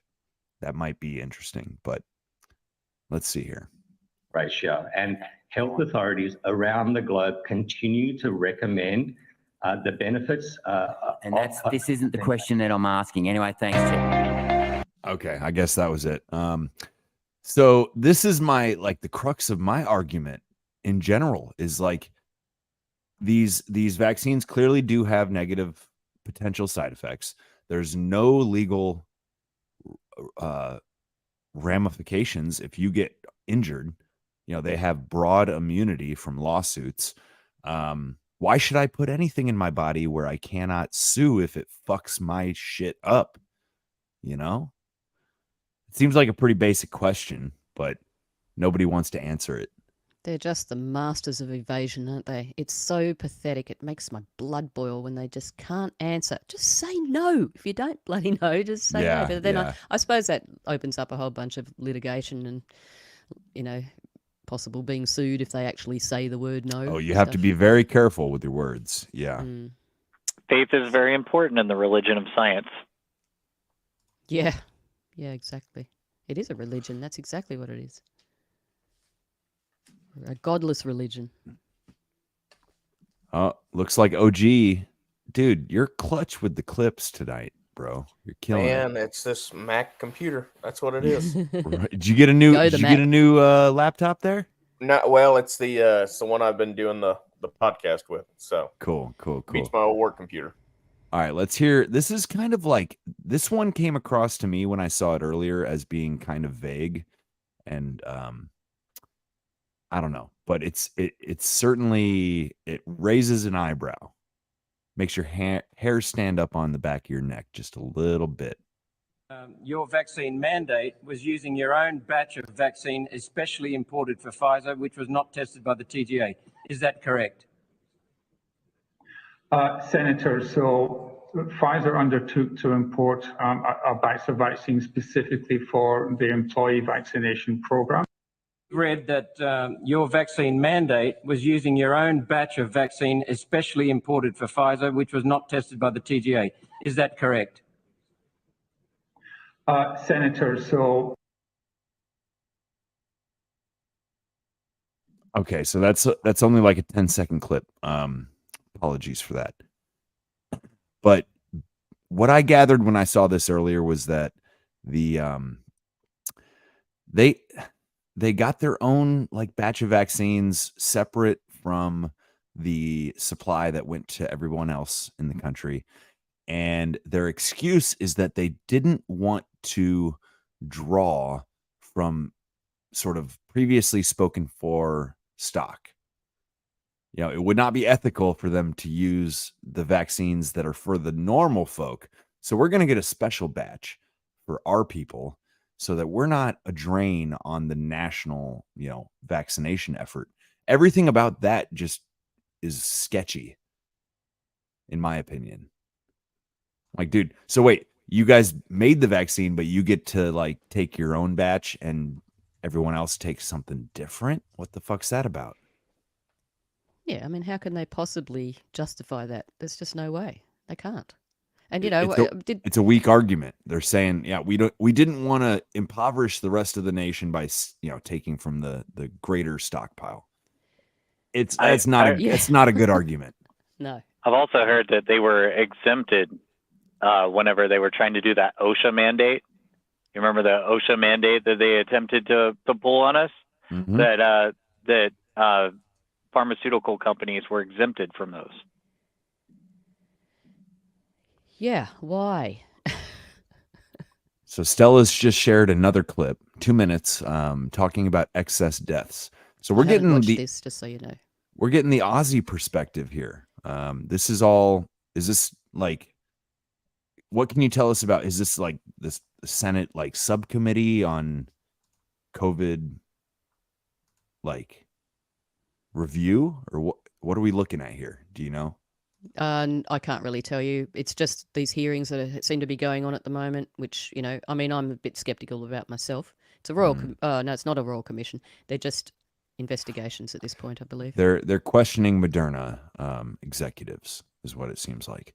All right, so yeah, This says the title of the video: thousands more Aussies dying than usual, and Moderna passes them off as COVID deaths. Yep, that's what's happening. This is about the greater mortality rate. So then I'll come to you this way.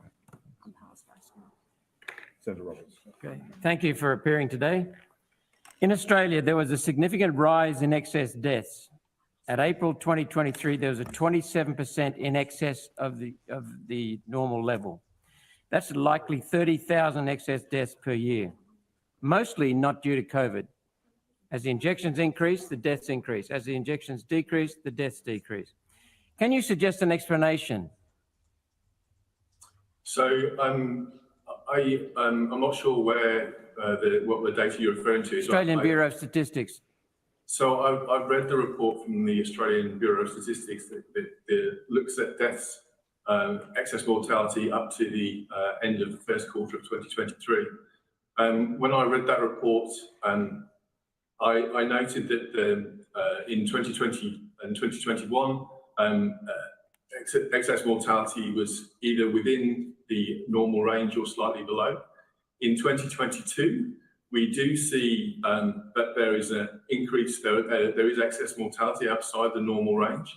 But in fact, it does appear to be actually due to the SARS-CoV-2 infections, because the periods in which excess mortality do correlate with spikes in disease activity. And the ABS did do an additional analysis where they subtracted the number of COVID deaths from the total number of deaths. And when they did that, the mortality rate was actually within the expected range. So it suggests very clearly that the excess mortality that we've been observing in 2022 was actually due to the virus. Okay, I'm going to translate real quick because we Americans don't understand y'all fancy speak. But what he's saying is, 2021 excess mortality was within normal ranges. But in 2022, we did see a little, spike. But it went along with spikes in COVID. So it's totally normal. It was just COVID people dying, even though they weren't dying the year before. And now that we've rolled out the vaccines, they're dying again. He's kind of confirming what the guy stated in his question, where he says, as jabs went up, so did deaths. As jabs went down, so did deaths. And he's just like tiptoeing around it and confirming it while saying, well, it wasn't the jabs, it was the virus, right? What was the general vaccination rate for Australia? I don't know. I really don't believe anything that they tell us, so that they'll just come out with statistics that suit them at the time. So I don't take a lot of notice of the numbers, because I know how statistics get, morphed into the narrative. I believe they claim pretty high numbers though. Yeah, right? I think that was something like 80% or something around there, but don't quote me on that.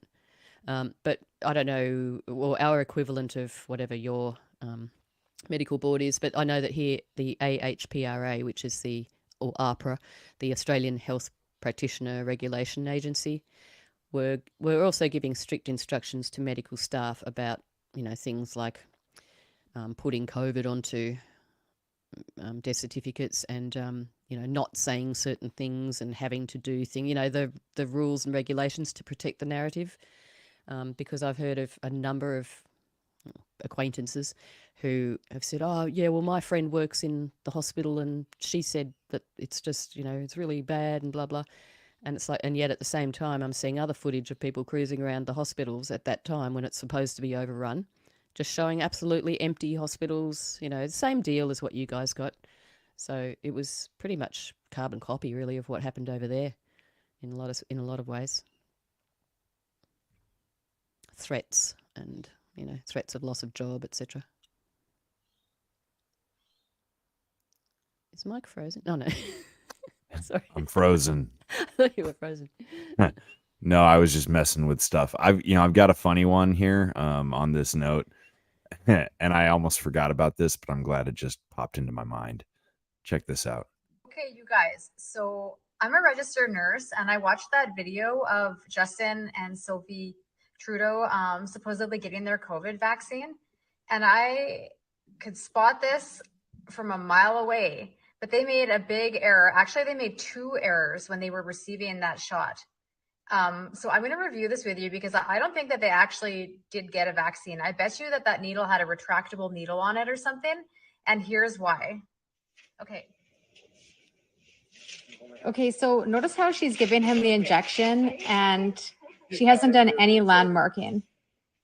And watch what she does here. She gives it with one arm, one hand. She's not even touching his arm and landmarking where his deltoid is. Second of all, there was another mistake she made. She makes the same mistake on Sophie. Look at this. No landmarking. She's just one handing it in. Nobody does that. You don't give IM injections that way. Okay, this YouTube clip shows you how you're actually supposed to deliver an IM injection into the deltoid, and you'll see that they landmark by cupping their hand over the top of the deltoid.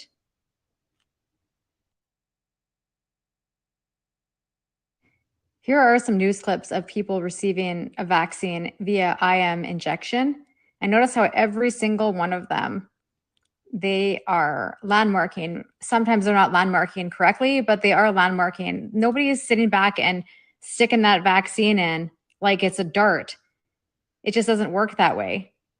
Look at this. Every one of them.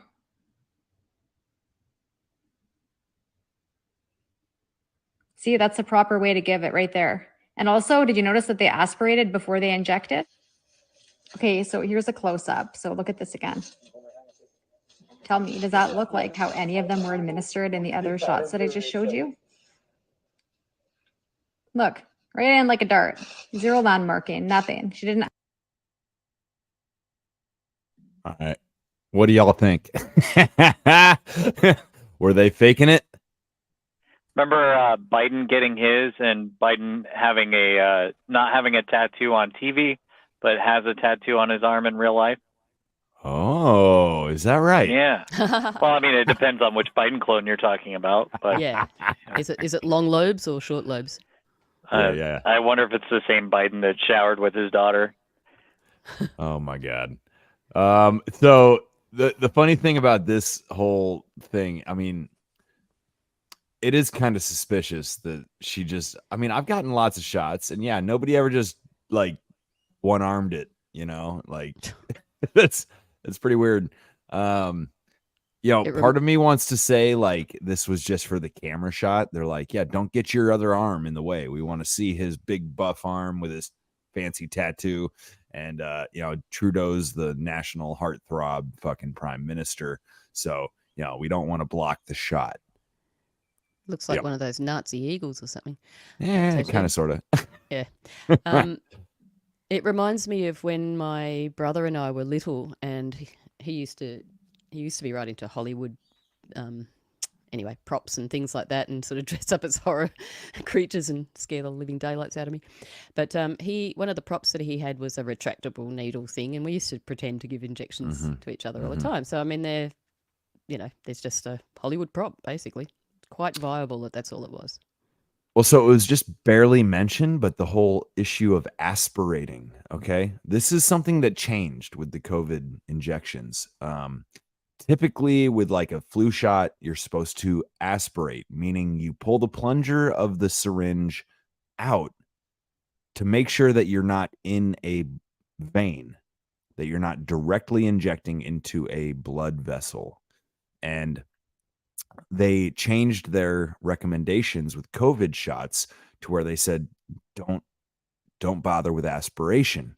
Now, there was that one clip out of like 7 or 8 of people actually getting their jabs. And only one of them, you could see the person pull that plunger back, ensure that, blood didn't come into the syringe, and then shoot it in. They changed this recommendation. And it's something that hasn't gotten a lot of talk, but I remember when I heard it, like I know enough about this shit to know that's kind of weird. You're not supposed to inject a vaccine directly into a vein, and you're supposed to, get it intramuscular, like into tissue.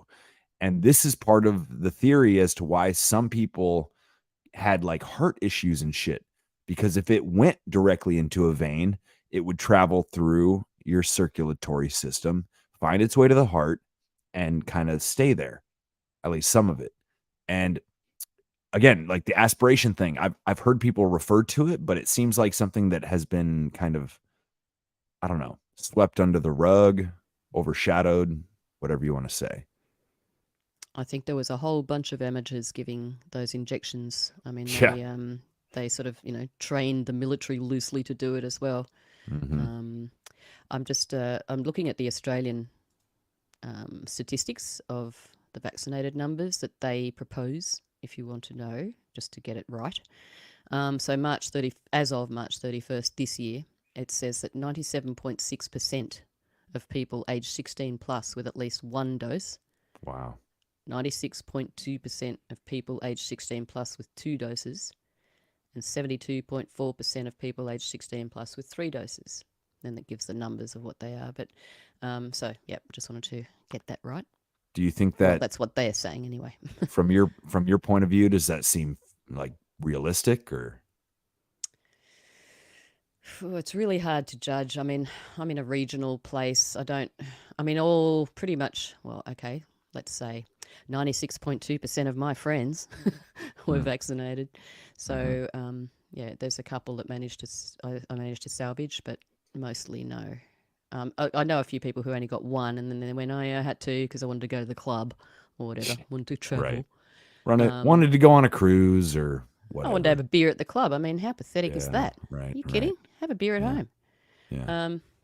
So yeah, there was lots of them, and ranging from semi-awake to completely asleep and trusting. And even, I hate to say it, but somebody, well, okay, my ex, he got a COVID shot and a flu shot pretty much same day. So, and he has had a couple of situations since. Really? He probably won't tell me now, but he did when we were kind of talking more. He did take himself to hospital not long after that. Yeah, so I hope he won't make that connection because I'm just a stupid idiot conspiracy theorist. He liked me better when I was dumb.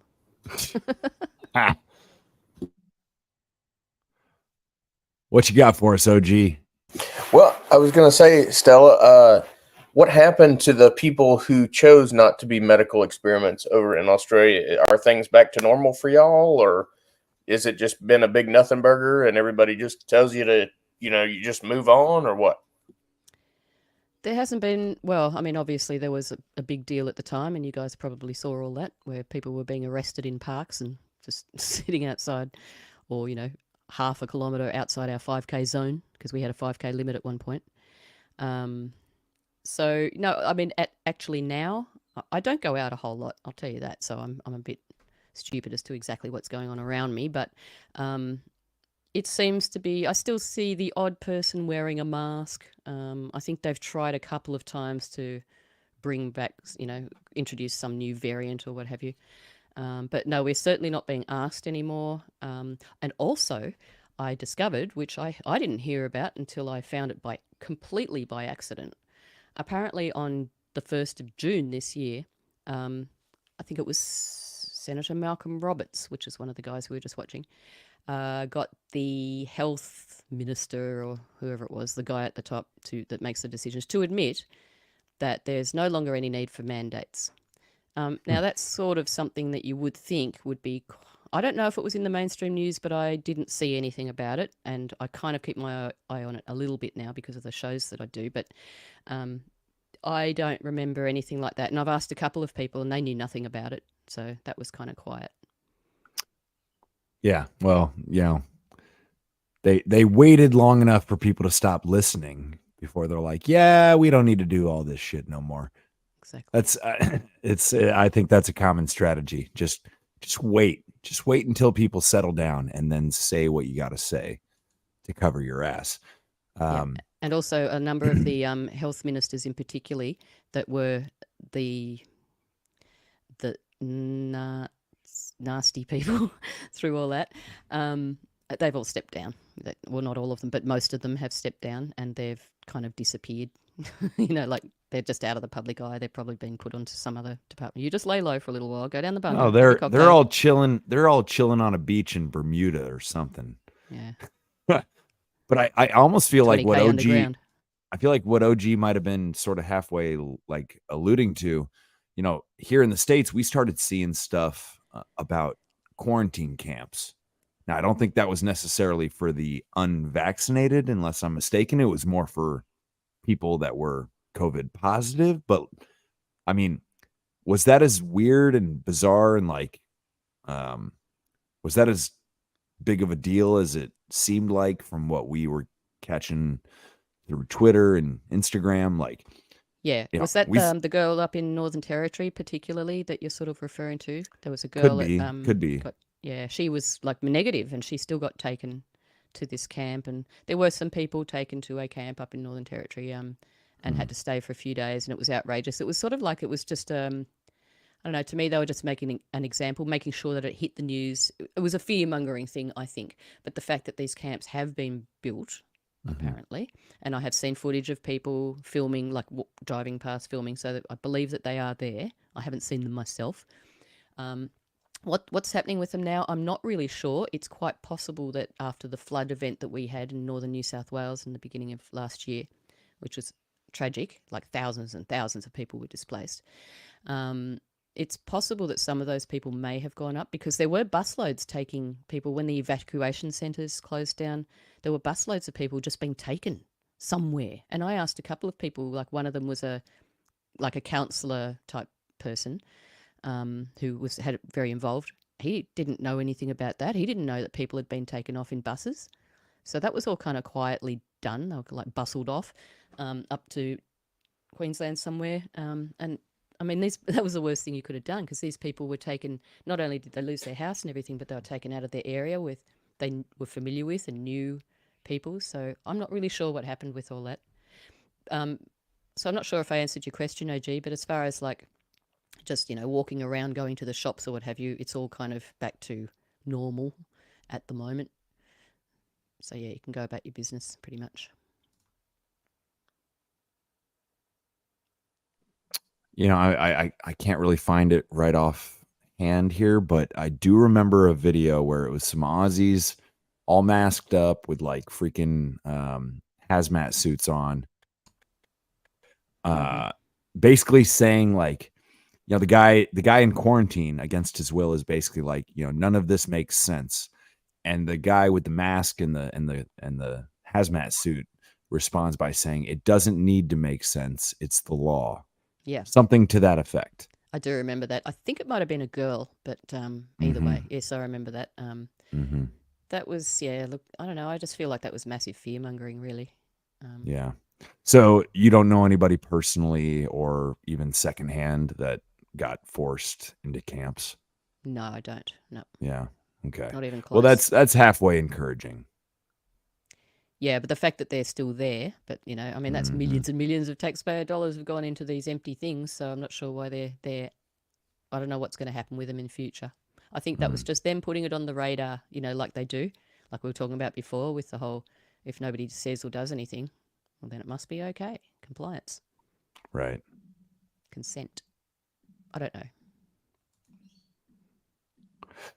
Well, I'm about out of shit. I don't know if anybody has anything they want to say, final thoughts, final topics, or what have you, but we're coming up on the 3-hour mark here. It would seem. Oh, we're well beyond it, actually. For a totally unprepared forum, we did all right. Yeah. Good on us. I'll say. Well done, Mike. Thanks for putting the big pants on. Yeah, I was being a little weenie. I was just like, I don't wanna. I am tired. I'm tired. No, Peer all I pressure needed. works. Peer pressure works, definitely. And all I had to do was close my eyes for 5 minutes and turn off my brain and then hit the reset. And here we are. So lesson learned. But yeah, I'm glad we made it happen, y'all. Appreciate y'all joining me here. This is like some of the I was about to say OGs. There's only one OG here, but you know what I mean. Some of the VIPs, the MVPs of the forum showed up, and I appreciate all y'all. Appreciate you and everyone. All right, well, I guess we'll wrap this sumbitch up. This has been another wonderful forum. I gotta find the whatchamacallit. Oh, we got outro plugs. music. Oh, we got plugs. Yeah. All right. Why don't you start, Ando, and I'll wrap up. Burn Babylon Burn on your podcatchers, or find me at libertylinks.io/the Doom Kitchen or the Doom Kitchen at protonmail.com. I just did an episode with the History Homos. Check that out. It's really great. Cool. OG? Whole Lot of Nothing podcast. I'm on Spotify, Google Podcast, and YouTube. Union of the Unknowns. Occasionally stick my head into the Propaganda Report with Brad Binkley and these lovely people. And I'm Mike the Polymath, Easy Peasy Podcast. And it's been good having y'all. Hope you have a good one. We'll see you at the next WTF